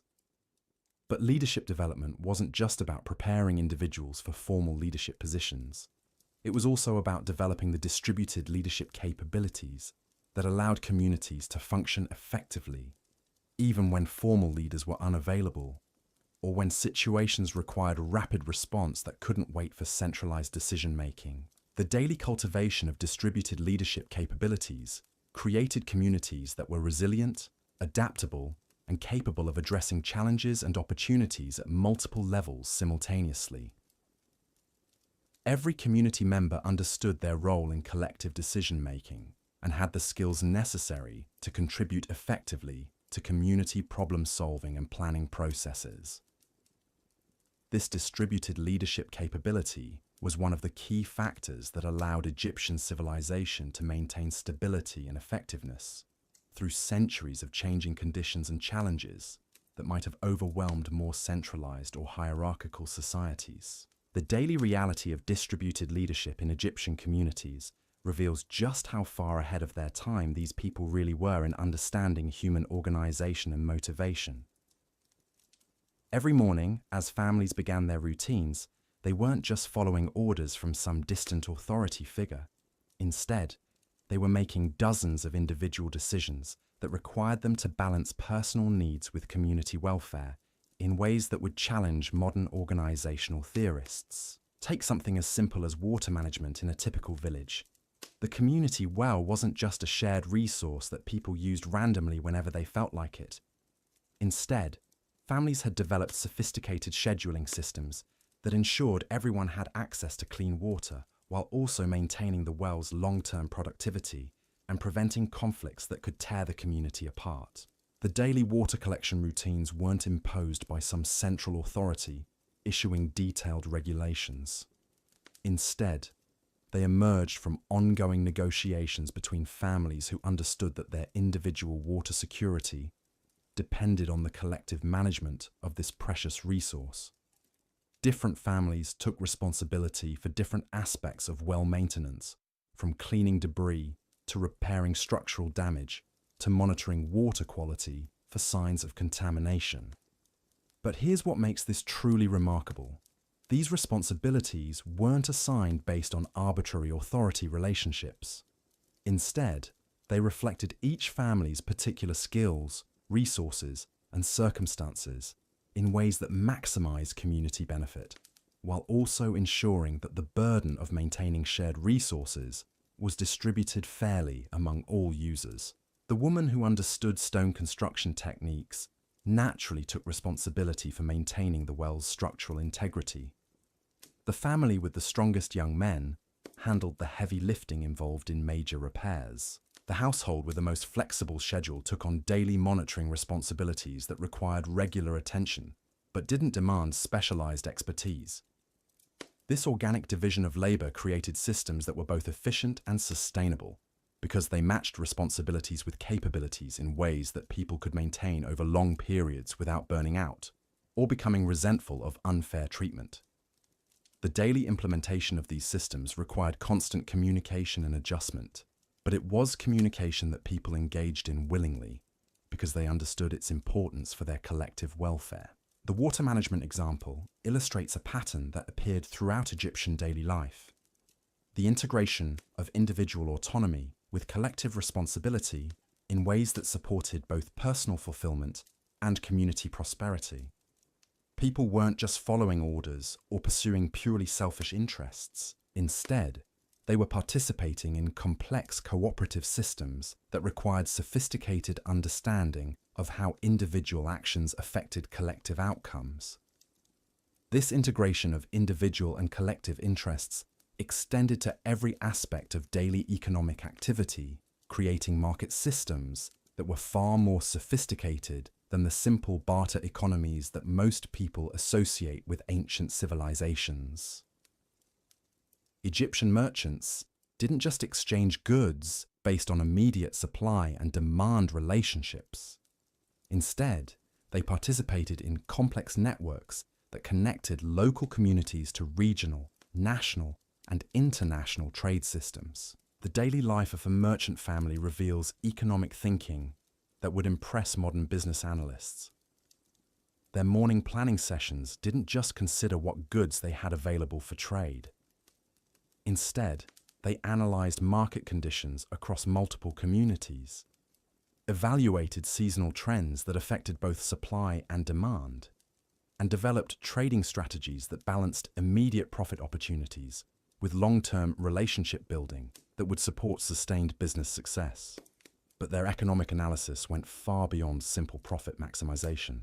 They also considered how their trading decisions would affect their local community's economic health, their suppliers' ability to maintain production quality and reliability, and their customers' capacity to continue purchasing their goods over time. This wasn't just enlightened self-interest. It was sophisticated understanding of how economic systems actually function in practice. The record-keeping systems that supported these economic analyses were technological marvels that managed complex information without any of the computational tools we consider essential for business operations. Merchant families maintained detailed records of inventory levels, price fluctuations, customer preferences, supplier reliability, and seasonal patterns using papyrus documents, wooden tablets, and memory systems that could track hundreds of variables simultaneously. The daily maintenance of these record-keeping systems required mathematical skills that went far beyond simple arithmetic. Merchants had to calculate exchange rates between different types of goods, project future supply and demand based on current trends and historical patterns, and manage risk by diversifying their trading activities across different products, different markets, and different time horizons. But perhaps most impressively, they had to do all of this mathematical analysis in their heads or using simple calculating tools, without the spreadsheets, databases, and analytical software that modern businesses depend on for far simpler calculations. The mental, mathematical capabilities that Egyptian merchants developed through daily practice would astonish most modern business people. The trading negotiations themselves reveal another dimension of Egyptian sophistication in managing complex human relationships for mutual benefit. These weren't simple haggling sessions where each party tried to extract maximum advantage from the other. Instead, they were collaborative problem-solving processes where traders worked together to find arrangements that provided adequate benefit for all parties, while also supporting the long-term relationships that made ongoing business possible. The negotiation processes required cultural sensitivity that went far beyond basic politeness. Merchants dealing with traders from different regions had to understand local customs, social hierarchies, religious practices, and economic traditions that affected how business relationships were established and maintained. A merchant who violated cultural norms in one community might find himself excluded from trading opportunities throughout an entire region. But cultural sensitivity wasn't just about avoiding offense. It was also about identifying opportunities for mutually beneficial arrangements that might not be obvious to outsiders who didn't understand local conditions and needs. A merchant who understood that a particular community had seasonal labor shortages might arrange trades that provided workers during critical periods in exchange for goods that were abundant locally but scarce in his home community. These complex trading arrangements required legal and social frameworks that could enforce agreements across long distances and extended time periods. Egyptian merchants developed contract systems that specified not just the basic terms of exchanges, but also contingency provisions that addressed what would happen if various problems or opportunities arose during the execution of trading agreements. The daily management of these contractual relationships required legal knowledge that went far beyond simple rule following. Merchants had to understand how different legal traditions operated in different communities, how to structure agreements that would be enforceable across jurisdictional boundaries, and how to resolve disputes in ways that preserved business relationships while also protecting their legitimate interests. But the legal frameworks were just one component of broader social systems that supported complex economic relationships.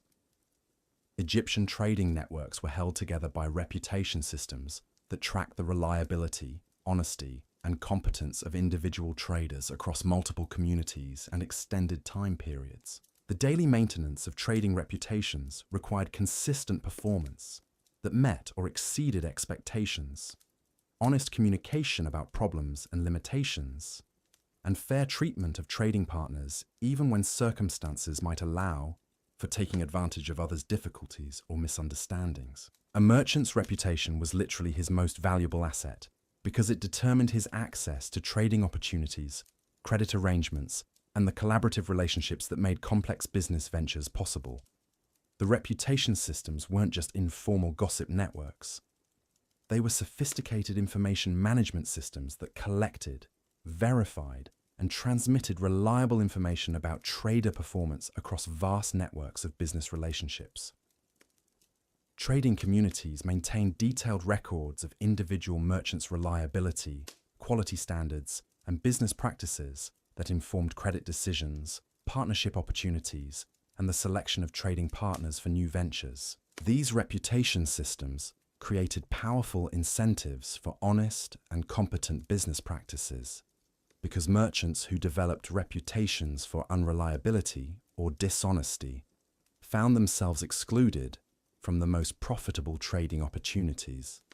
But they also provided support systems that helped merchants recover from mistakes or temporary difficulties, because communities understood that everyone's long-term prosperity depended on maintaining strong trading networks. The daily operation of these reputation systems required constant information gathering and evaluation by traders who had to assess the reliability of information they received about potential trading partners, monitor the performance of their current business relationships, and contribute accurate information about their own experiences that would help other traders make informed decisions. This information management work wasn't just business intelligence, it was community service that helped maintain the trust and cooperation that made complex trading networks possible.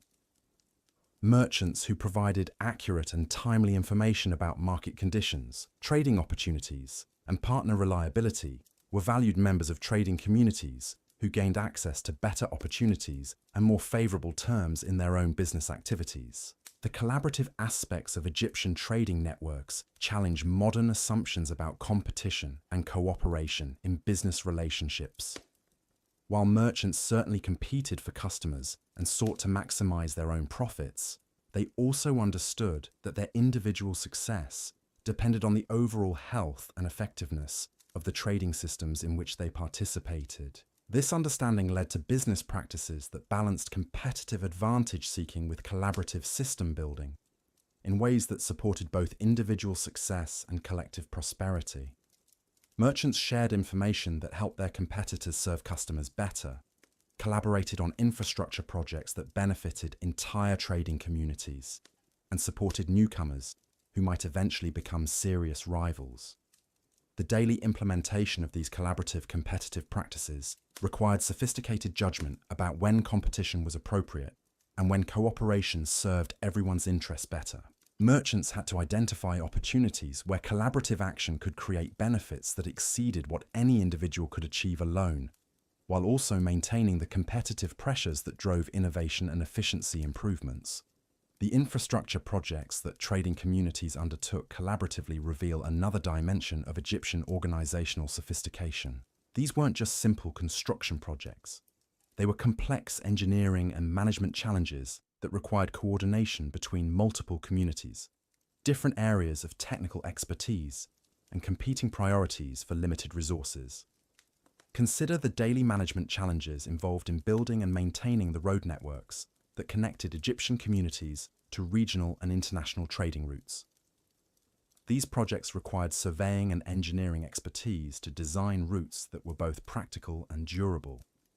They needed construction expertise to build roads that could handle heavy traffic in challenging environmental conditions.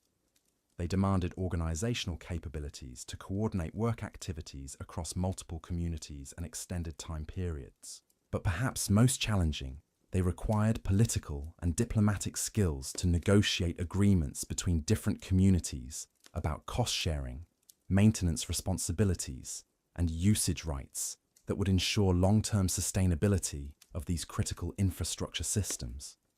The daily diplomatic work involved in maintaining these agreements required constant attention to changing circumstances, evolving needs, and the inevitable conflicts that arose when different communities had different priorities and constraints. The engineering solutions that Egyptians developed for their infrastructure challenges reveal technological sophistication that rivals many modern approaches. Their road construction techniques created surfaces that remained usable for decades, despite heavy traffic and extreme weather conditions. Their bridge designs handled seasonal flood variations, while maintaining structural integrity under heavy loads. Their port facilities managed complex logistics requirements while protecting vessels and cargo from environmental hazards. But the technological achievements were just one aspect of infrastructure systems that also required sophisticated management and maintenance capabilities. The daily operation of Egyptian ports involved coordinating the activities of merchants, boatmen, stevedores, customs officials, and security personnel in ways that maximized efficiency while maintaining safety and preventing conflicts between different user groups.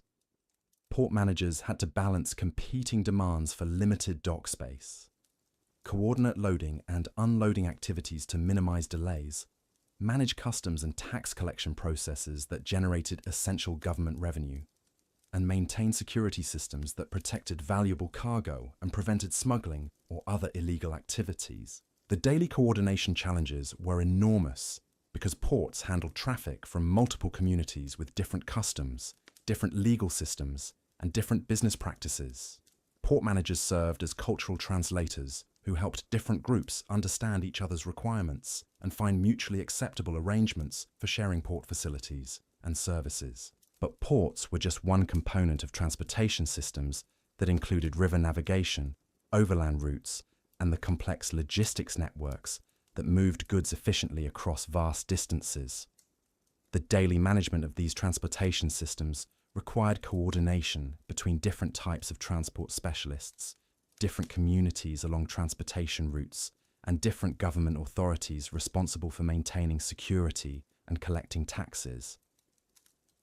River navigation alone presented daily challenges that required extraordinary skill and knowledge. Boat captains had to understand seasonal variations in water levels, current patterns, and navigation hazards that changed constantly based on weather conditions, flood patterns, and human activities along the riverbanks. They needed detailed knowledge of docking facilities, customs requirements, and local regulations in dozens of communities along their routes. The daily navigation decisions required real-time assessment of multiple risk factors, from weather conditions that might affect travel safety to political situations that might affect port access or customs procedures. Boat captains served as mobile intelligence gatherers who collected and transmitted information about conditions throughout their travel networks, contributing to the information systems that helped other travelers and traders make informed decisions about their own activities. The cargo management responsibilities were equally complex because different types of goods required different handling, storage, and transportation techniques. Fragile items needed protection from vibration and impact. Perishable goods required temperature and humidity control. Valuable items needed security measures that prevented theft while also allowing for necessary inspections and transfers. But cargo management wasn't just about protecting goods during transport. It was also about coordinating complex logistics that ensured goods arrived at their destinations at the right time to meet customer needs and market conditions. This required understanding of production schedules, seasonal demand patterns, and the lead times necessary for different types of transportation and handling processes. The daily logistics coordination work required communication systems that could track cargo movements, coordinate transfers between different transportation modes, and provide advance notice to customers and trading partners about expected arrival times and any delays or problems that might affect delivery schedules. These communication challenges were particularly complex because they had to function across multiple communities with different languages, different communication systems, and different technical capabilities for receiving and transmitting messages. Transportation managers served as nodes in communication networks that connected producers, traders, and customers across vast distances and diverse cultural contexts. The cultural bridging work that transportation systems provided was just as important as their economic functions, because they facilitated the exchange of ideas, technologies, and cultural practices that enriched Egyptian civilization and connected it to broader networks of human knowledge and innovation. Travelers weren't just moving goods, they were also carrying information, techniques, and perspectives that contributed to continuous learning and adaptation throughout Egyptian society. The daily cultural exchange activities that occurred at transportation hubs created learning environments where people from different communities could observe different approaches to common challenges, share their own innovations and discoveries, and collaborate on solving problems that affected multiple communities. These informal learning networks were essential components of the innovation systems that kept Egyptian civilization adaptable and progressive. But cultural exchange wasn't just accidental byproduct of economic activity. It was deliberately cultivated through social institutions that encouraged interaction, learning, and collaboration between people from different backgrounds and communities. Egyptian communities developed hospitality traditions, cultural events, and meeting formats that maximized opportunities for productive cultural exchange while also maintaining social harmony and preventing conflicts between different groups. The daily management of these cultural institutions required social skills that went far beyond simple politeness or conflict avoidance. Community leaders had to understand how to facilitate productive interactions between people with different customs, values, and communication styles. They needed techniques for helping people find common ground, while also respecting and celebrating differences that enriched community life. The festival systems that brought together people from multiple communities reveal another dimension of Egyptian sophistication in managing complex social and cultural dynamics. These weren't just parties or religious observances.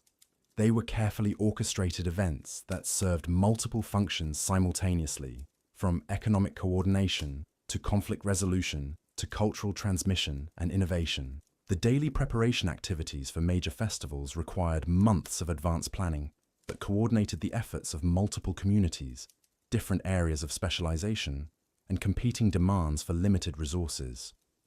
Festival organizers had to manage everything from food production and transportation to entertainment programming and security arrangements, all while ensuring that the events served their intended cultural and social functions. But festival organization wasn't just logistical management. It was also cultural curation that determined which traditions would be preserved and celebrated, which innovations would be introduced and tested, and which values and practices would be reinforced or modified through community participation in shared cultural experiences. The daily cultural curation work required deep understanding of community values and aspirations, sensitivity to changing social conditions and needs, and creativity in developing cultural expressions that remained connected to traditional foundations, while also addressing contemporary challenges and opportunities. Festival programming had to balance entertainment with education, tradition with innovation, and local identity with broader cultural connections.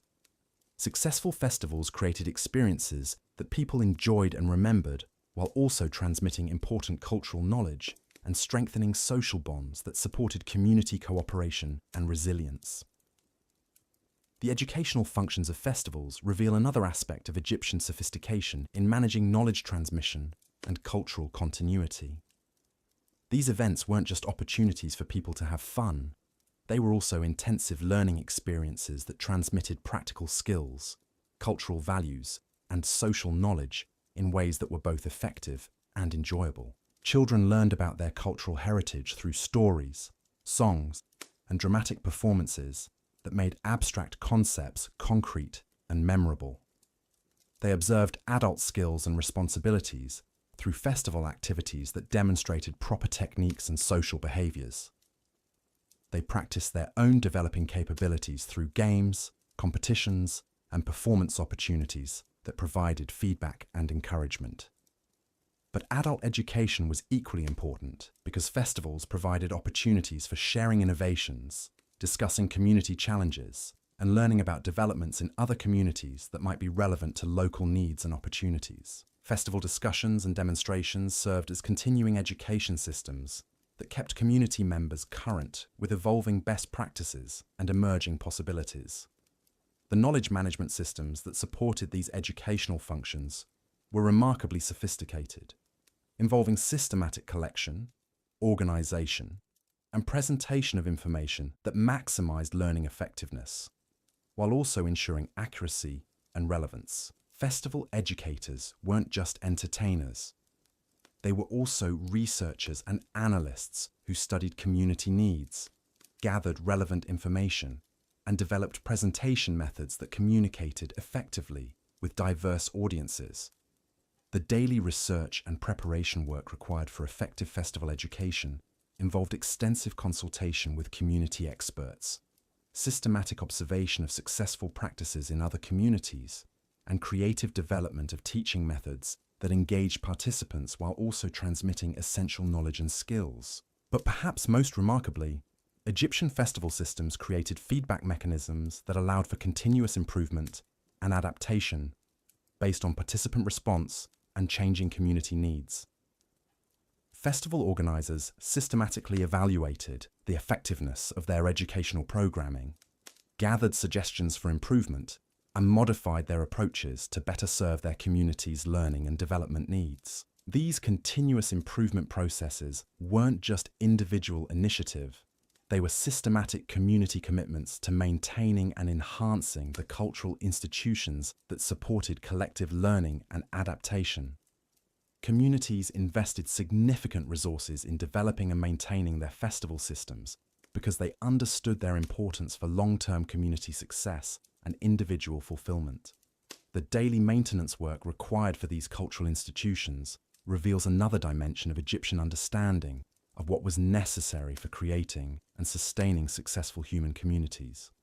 They recognized that cultural systems required the same careful attention and systematic maintenance as economic systems, political systems, and physical infrastructure.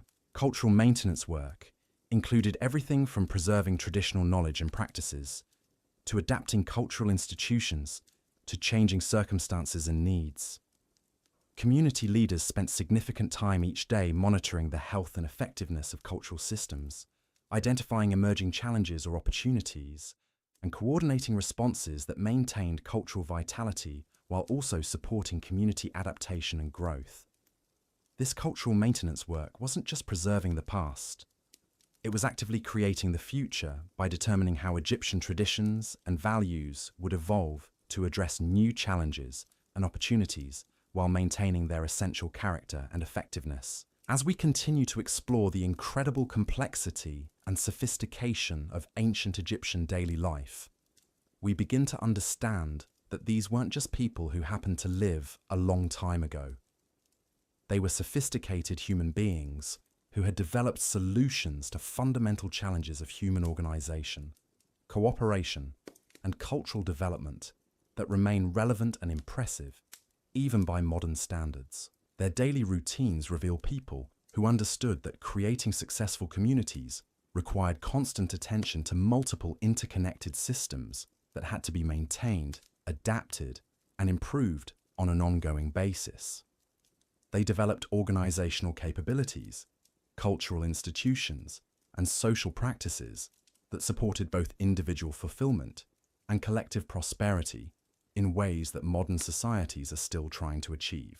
But to fully appreciate their achievements, we need to continue our exploration of how these remarkable people managed the countless details and challenges that filled their daily lives, creating and maintaining one of history's most successful and enduring civilizations through sophisticated understanding of what humans need to thrive individually and collectively. The religious dimensions of daily Egyptian life reveal layers of spiritual sophistication that would challenge anyone who thinks ancient peoples had simple, superstitious beliefs. Every morning, as families began their routines, they weren't just going through mechanical motions to survive another day. Instead, they were participating in a complex spiritual ecosystem that integrated religious observance with practical activities in ways that provided both psychological support and community cohesion. Consider the morning offerings that began each day in Egyptian households. These weren't just quick prayers mumbled before rushing off to work. Instead, they were carefully structured rituals that required specific preparations, proper timing, and genuine spiritual engagement that connected individuals to cosmic forces. They believed governed everything from personal health to agricultural success. The preparation of morning offerings required knowledge that went far beyond simple memorization of religious formulas. Family members had to understand which offerings were appropriate for different occasions. which deities should be honored for different types of requests or gratitude, and how to perform rituals in ways that demonstrated proper respect and achieved desired spiritual outcomes. But here's what makes Egyptian religious practice truly remarkable. It wasn't separated from daily practical activities. Instead, religious observances were integrated into work routines, family responsibilities, and community interactions in ways that made spiritual practice a constant element of daily life, rather than something confined to special occasions or designated sacred spaces. A farmer beginning his day in the fields didn't just grab his tools and start working. Instead, he began with offerings and prayers that asked for divine protection from accidents, favorable weather conditions, and successful crop growth. But these prayers weren't just wishful thinking. They were accompanied by practical preparations that demonstrated his commitment to doing his part to achieve the outcomes he was requesting from the gods. The tools themselves were often blessed or consecrated through rituals that connected their practical functions to spiritual purposes. A hoe wasn't just a piece of metal for breaking ground. It was a sacred implement that participated in the divine process of bringing forth life from the earth. This spiritual understanding of tools and work processes created attitudes toward daily labor that modern people might find difficult to comprehend. Work wasn't just something you did to earn money or survive. It was a form of worship that connected human activities to cosmic purposes and divine will. This understanding created work ethics and quality standards that went far beyond what economic incentives alone could motivate.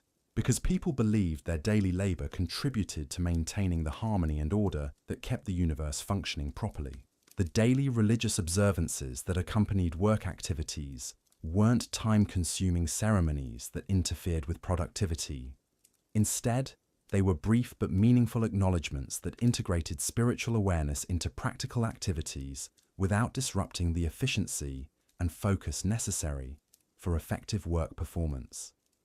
A craftsman shaping wood might pause periodically to acknowledge the spirit of the tree that provided his material, ask for guidance in achieving proper proportions and finish quality, or express gratitude for the skills and opportunities that made his work possible. These spiritual pauses actually enhanced rather than hindered work quality, because they encouraged the kind of mindful attention and emotional engagement that produced superior results. The workshop environments themselves were designed to support both practical efficiency and spiritual practice.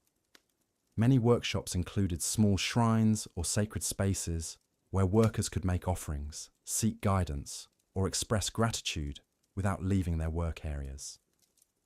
These weren't elaborate temples. They were simple but meaningful spaces that acknowledged the spiritual dimensions of daily work activities. The spiritual practices that accompanied different types of work reveal sophisticated understanding of how religious observance could support both individual well-being and collective effectiveness. Different crafts had different patron deities, different ritual requirements, and different spiritual practices that reflected the specific challenges and opportunities associated with different types of work. Metal workers, for example, worked with materials and processes that involved dramatic transformations that seemed almost magical to ancient peoples. The process of heating metal until it glowed, shaping it while hot and cooling it to create tools or decorative objects, required spiritual practices that acknowledged the mysterious forces involved in these transformations, while also asking for protection from the very real dangers of working with fire and molten metal.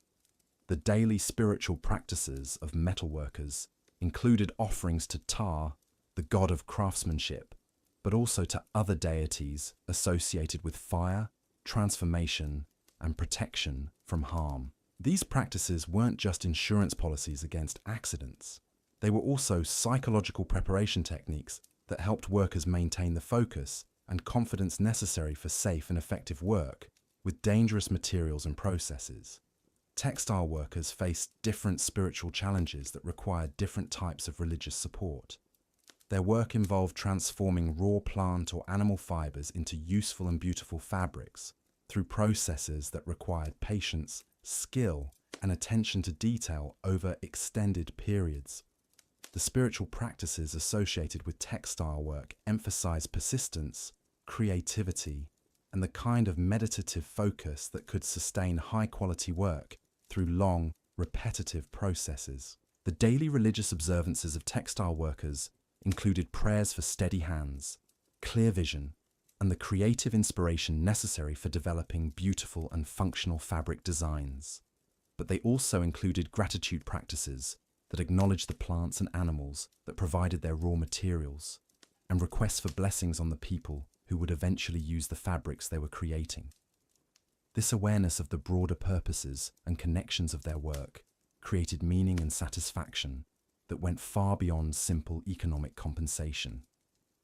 Textile workers understood that their daily labor contributed to clothing families, decorating homes, and creating the material culture that supported community life and individual dignity. The spiritual practices associated with food preparation and storage reveal another dimension of Egyptian religious sophistication.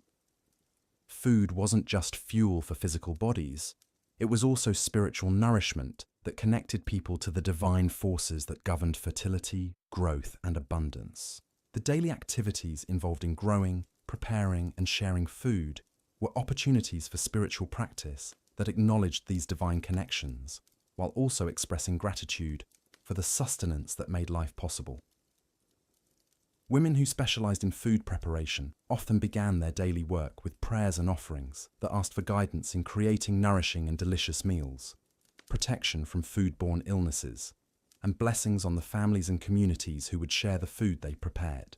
These prayers weren't just routine formalities. They were genuine expressions of spiritual understanding about the sacred nature of feeding others. The cooking processes themselves incorporated spiritual practices that enhanced both food quality and spiritual significance. Certain ingredients were added with specific prayers or intentions. Cooking fires were lit with acknowledgement of the sacred nature of the transformative power of heat. Food storage involved rituals that asked for divine protection from spoilage and contamination. But perhaps most importantly, food sharing was understood as a spiritual practice that created and strengthened community bonds, while also honoring the divine generosity that made abundance possible. Family meals weren't just occasions for consuming nutrition. They were spiritual celebrations that acknowledged the many sources of blessing that made shared abundance possible. The daily religious practices associated with child-rearing reveal Egyptian understanding of the spiritual dimensions of family life and community development. Children weren't just economic assets or sources of emotional satisfaction. They were also spiritual beings whose proper development required religious guidance and divine protection that complemented parental care and community support. The daily spiritual practices of parents included prayers for their children's health, safety, and proper development, but also for wisdom in providing appropriate guidance and discipline. Parenting was understood as a spiritual responsibility that required divine support and guidance, because raising children properly affected not just individual families, but also the future well-being of entire communities. Children themselves participated in daily religious practices that were appropriate for their developmental stages and gradually prepared them for the adult spiritual responsibilities they would eventually assume. These weren't just formal religious education sessions. They were integrated learning experiences that taught spiritual concepts through participation in family and community religious activities. Young children learned prayers and simple rituals by observing and gradually participating in family religious practices. As they grew older, they took on more complex responsibilities that required greater understanding of religious principles and more sophisticated spiritual practices. By adulthood, they possessed the religious knowledge and spiritual disciplines necessary for maintaining their own spiritual practices, while also contributing to community religious life. The educational aspects of Egyptian religious practice reveal sophisticated understanding of how spiritual development could support both individual fulfillment and community effectiveness. Religious education wasn't just memorization of prayers and rituals. It was character development that taught values, attitudes, and behavioral patterns that supported both personal well-being and social cooperation. Daily religious practices taught patience through rituals that required careful preparation and sustained attention. They taught gratitude through acknowledgement of the many sources of blessing that made daily life possible. They taught humility through recognition of human dependence on divine guidance and support. They taught responsibility through understanding of how individual actions affected both personal spiritual development and community well-being. But perhaps most importantly, daily religious practices taught systems thinking that helped people understand how their individual activities connected to larger patterns of meaning and purpose. Religious observances weren't just personal spiritual exercises. They were also educational experiences that taught about cosmic order, social responsibility, and the interconnections that linked individual actions to collective outcomes. The seasonal variations in Egyptian religious practices reveal another dimension of spiritual sophistication that integrated religious observance with natural cycles and community activities. Different times of year brought different spiritual opportunities and responsibilities that reflected changing environmental conditions, agricultural activities, and community needs. During flood season, when the Nile inundated the farmlands and outdoor work was limited, religious practices emphasized reflection, planning, and preparation for the intensive activities that would follow when the waters receded. This was a time for spiritual renewal that prepared individuals and communities for the challenges and opportunities of the coming agricultural cycle. The daily religious practices during flood season included extended meditation periods, intensive study of religious texts and traditions, and community discussions about spiritual and practical preparations for the year ahead. These weren't just ways to pass time during forced inactivity, they were essential spiritual work that built the individual and collective resources necessary for success in the demanding periods that followed. Planting season brought different spiritual emphases that reflected the hope, anxiety, and intensive activity associated with beginning new agricultural cycles. Daily religious practices during this period focused on requests for favorable weather, protection from pests and diseases, and divine blessing on the seeds and plantings that would determine the year's food security. The spiritual practices associated with planting weren't just requests for divine intervention. They were also psychological preparation techniques that helped farmers maintain the confidence and persistence necessary for effective work, despite the uncertainties and challenges they faced. Planting required faith that seeds placed in the ground would eventually produce abundant harvests, and religious practices provided the spiritual support necessary for maintaining this faith through periods of doubt and difficulty. Harvest season brought spiritual practices that emphasized gratitude for successful crops, requests for continued protection during the vulnerable period when stored food could be damaged or destroyed, and preparation for the community celebrations that marked the completion of another successful agricultural cycle. The daily spiritual practices during harvest season included thanksgiving offerings that acknowledged divine generosity, prayers for wisdom in managing and distributing the harvest fairly, and requests for continued blessing on the community relationships that made successful agriculture possible. These practices weren't just expressions of individual gratitude. They were also community-building activities that reinforced the social bonds and shared values that supported collective prosperity. The religious festivals that punctuated the Egyptian calendar reveal the most elaborate and sophisticated aspects of their spiritual practices. These weren't just enlarged versions of daily religious observances. They were complex community events that served multiple spiritual, social, and practical functions simultaneously.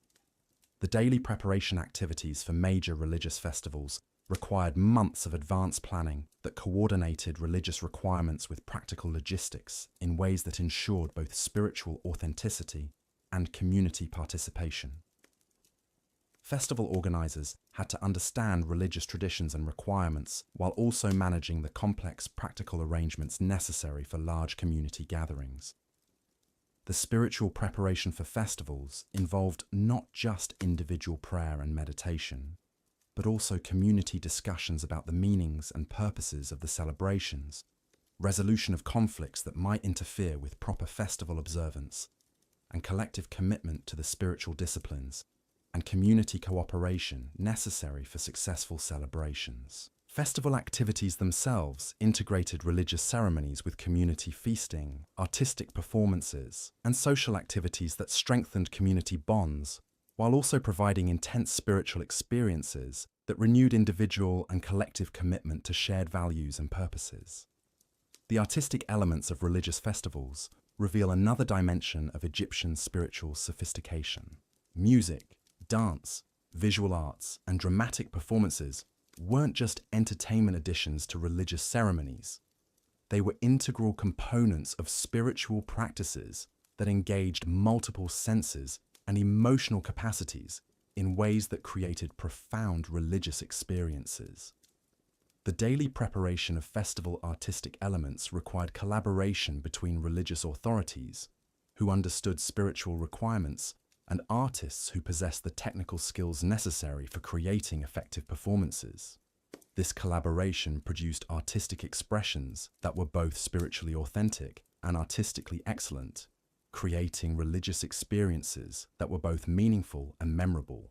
The musical compositions created for religious festivals weren't just pleasant sounds that provided background for ceremonies. They were sophisticated artistic works that use rhythm, melody, and harmony to create specific emotional and spiritual states that enhanced religious participation and understanding. The daily practice sessions required for festival musical performances created learning communities where musicians developed both technical skills and spiritual understanding that allowed them to contribute effectively to community religious life. These practice sessions weren't just rehearsals for public performances. They were also spiritual disciplines that deepened participants' understanding of religious traditions and their personal commitment to community spiritual life. The dance traditions associated with religious festivals reveal similar integration of artistic excellence with spiritual authenticity. Egyptian religious dances weren't just physical movements that accompanied musical performances. They were embodied prayers that used physical expression to communicate spiritual concepts and create religious experiences that engage both performers and observers. The daily training required for religious dance performances involved not just physical conditioning and movement instruction, but also spiritual education that taught dancers about the religious meanings and purposes of their performances. Dancers had to understand the spiritual concepts they were expressing through movement and maintain the spiritual attitudes and intentions that made their performances authentic religious expressions rather than mere entertainment. The visual arts associated with religious festivals reveal another aspect of Egyptian spiritual sophistication. Paintings, sculptures, decorative objects, and architectural elements weren't just beautiful additions to religious spaces. They were spiritual technologies that used visual imagery to communicate religious concepts, create sacred atmospheres, and support spiritual practices. The daily work of creating religious art required artists who combined technical excellence with spiritual understanding in ways that produced works that were both artistically impressive and spiritually effective. Religious artists weren't just skilled craftsmen. They were also spiritual practitioners whose artistic work was itself a form of religious practice that contributed to community spiritual life. The creation process for religious artworks involved spiritual practices that blessed the materials, consecrated the tools, and maintained spiritual awareness throughout the production process. Artists understood that their work would be used for religious purposes and took responsibility for ensuring that their creations supported rather than hindered authentic spiritual experience. But perhaps most remarkably, Egyptian religious art wasn't just created by specialists for passive consumption by community members. Instead, community members often participated in creating religious artworks, learning artistic skills while also deepening their spiritual understanding and commitment.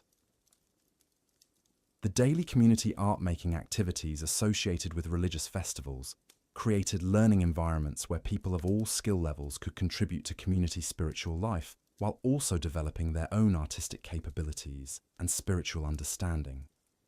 These activities weren't just craft projects, they were spiritual practices that strengthened both individual development and community bonds. The religious education systems that supported these complex spiritual practices reveal Egyptian understanding of how spiritual knowledge and practices could be transmitted effectively across generations and social groups.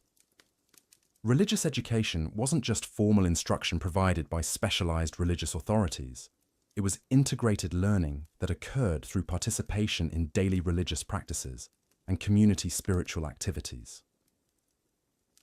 Children learned religious concepts and practices through observation and gradual participation in family and community spiritual activities. They didn't just memorize prayers and rituals. They developed understanding of spiritual principles through practical application in daily life situations that made abstract concepts concrete and personally meaningful.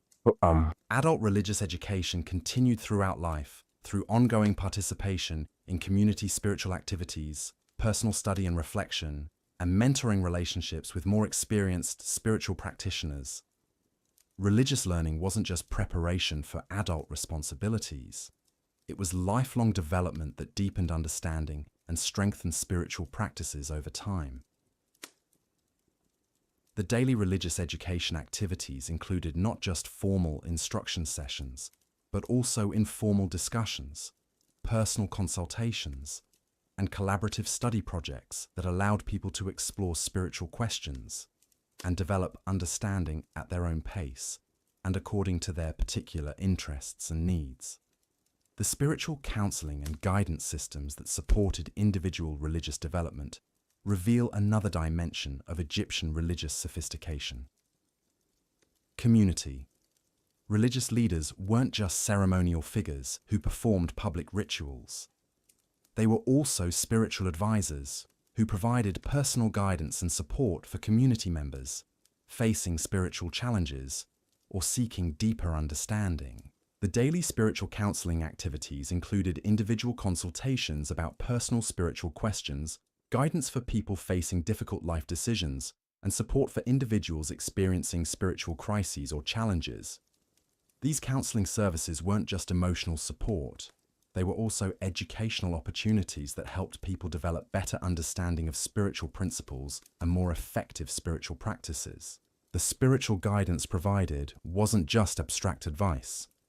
It included practical instruction in spiritual disciplines, personalized recommendations for spiritual practices that addressed individual needs and circumstances, and ongoing support for people working to develop stronger spiritual lives. But perhaps most importantly, Egyptian spiritual counseling emphasized empowerment rather than dependence, teaching people to develop their own spiritual understanding and practices, rather than relying entirely on external religious authorities for spiritual guidance and support. The integration of Egyptian religious practices with daily practical activities created spiritual lives that were both deeply meaningful and thoroughly practical.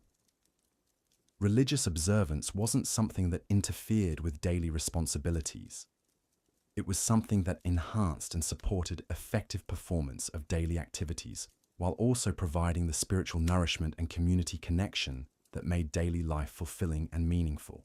This integration of spiritual and practical life created individuals who were both spiritually developed and practically competent, communities that were both religiously observant and economically productive, and a civilization that was both spiritually sophisticated and materially successful.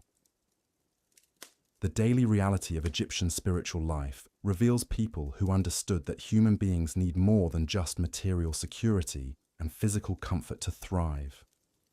They developed religious practices and spiritual communities that provided meaning, purpose, and transcendent connection, while also supporting the practical activities and social relationships that made successful daily life possible.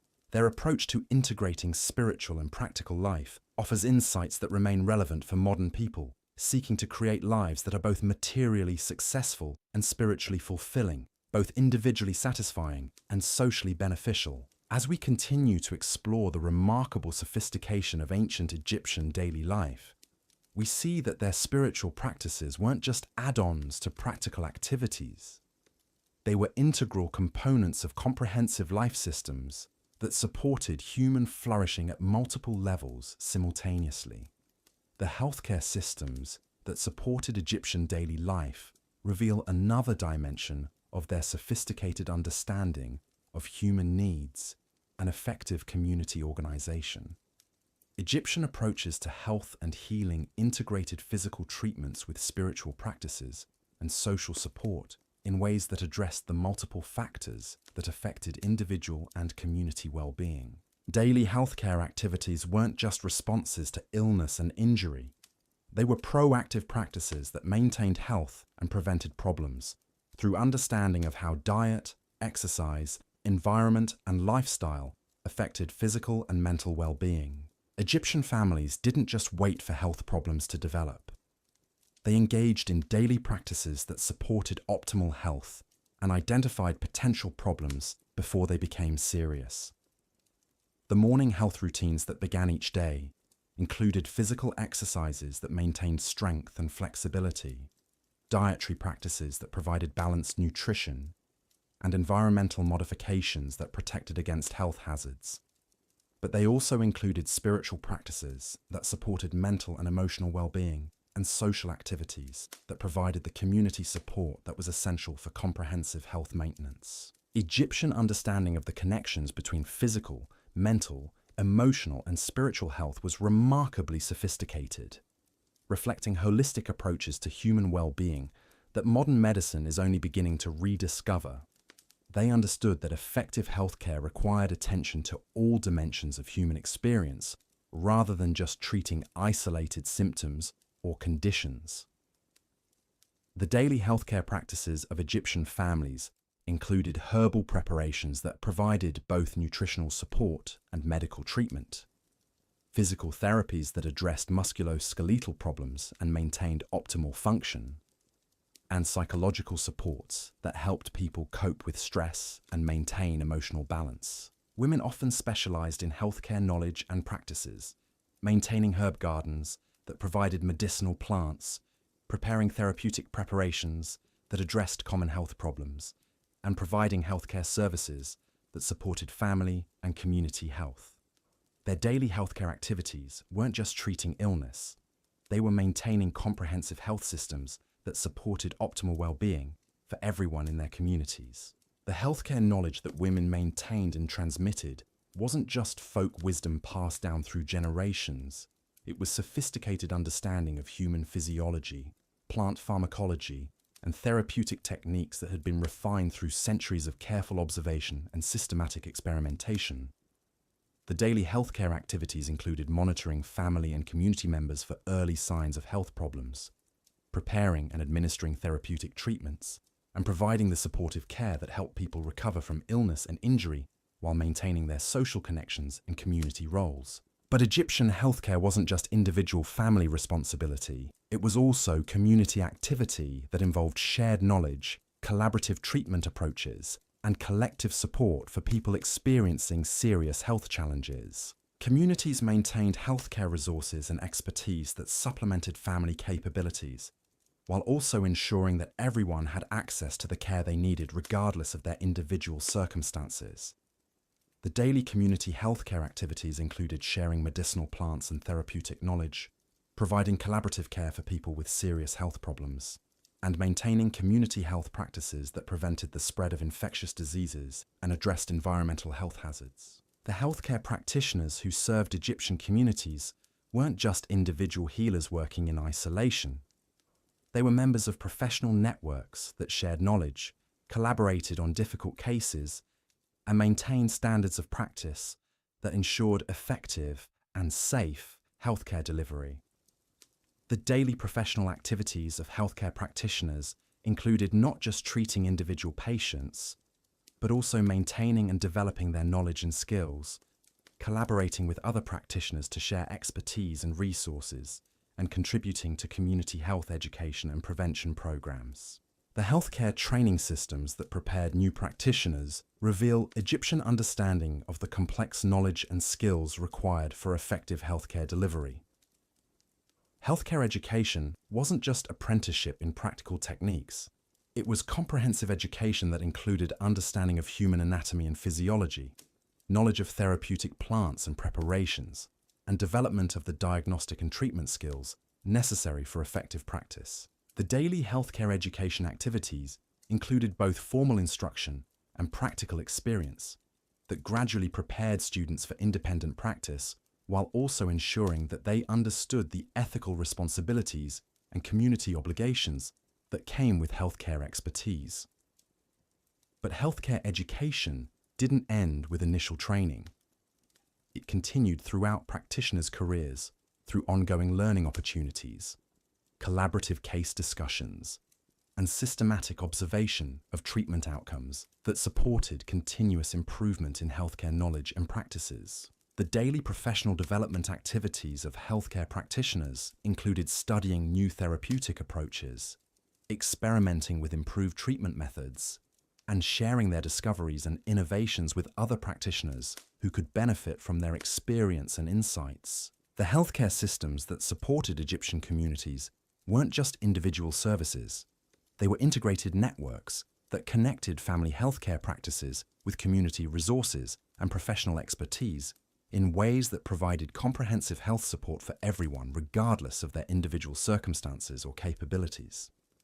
The daily operation of these healthcare networks required coordination between different types of healthcare providers, different communities with varying resources and needs, and different levels of healthcare expertise that ranged from basic family care to specialized professional treatment. The healthcare coordination activities included not just referral systems that connected patients with appropriate care providers, but also resource-sharing arrangements that ensured equitable access to healthcare supplies and expertise, and communication systems that transmitted healthcare knowledge and innovations across community and professional networks.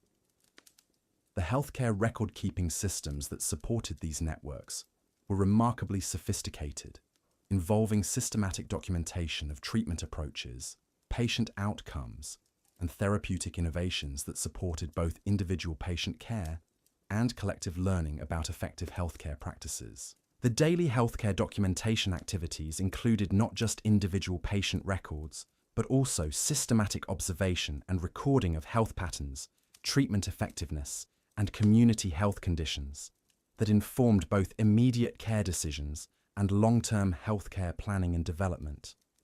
The preventive healthcare approaches that Egyptian communities developed reveal their sophisticated understanding of how environmental, social, and behavioral factors affected health outcomes. They didn't just treat health problems after they occurred.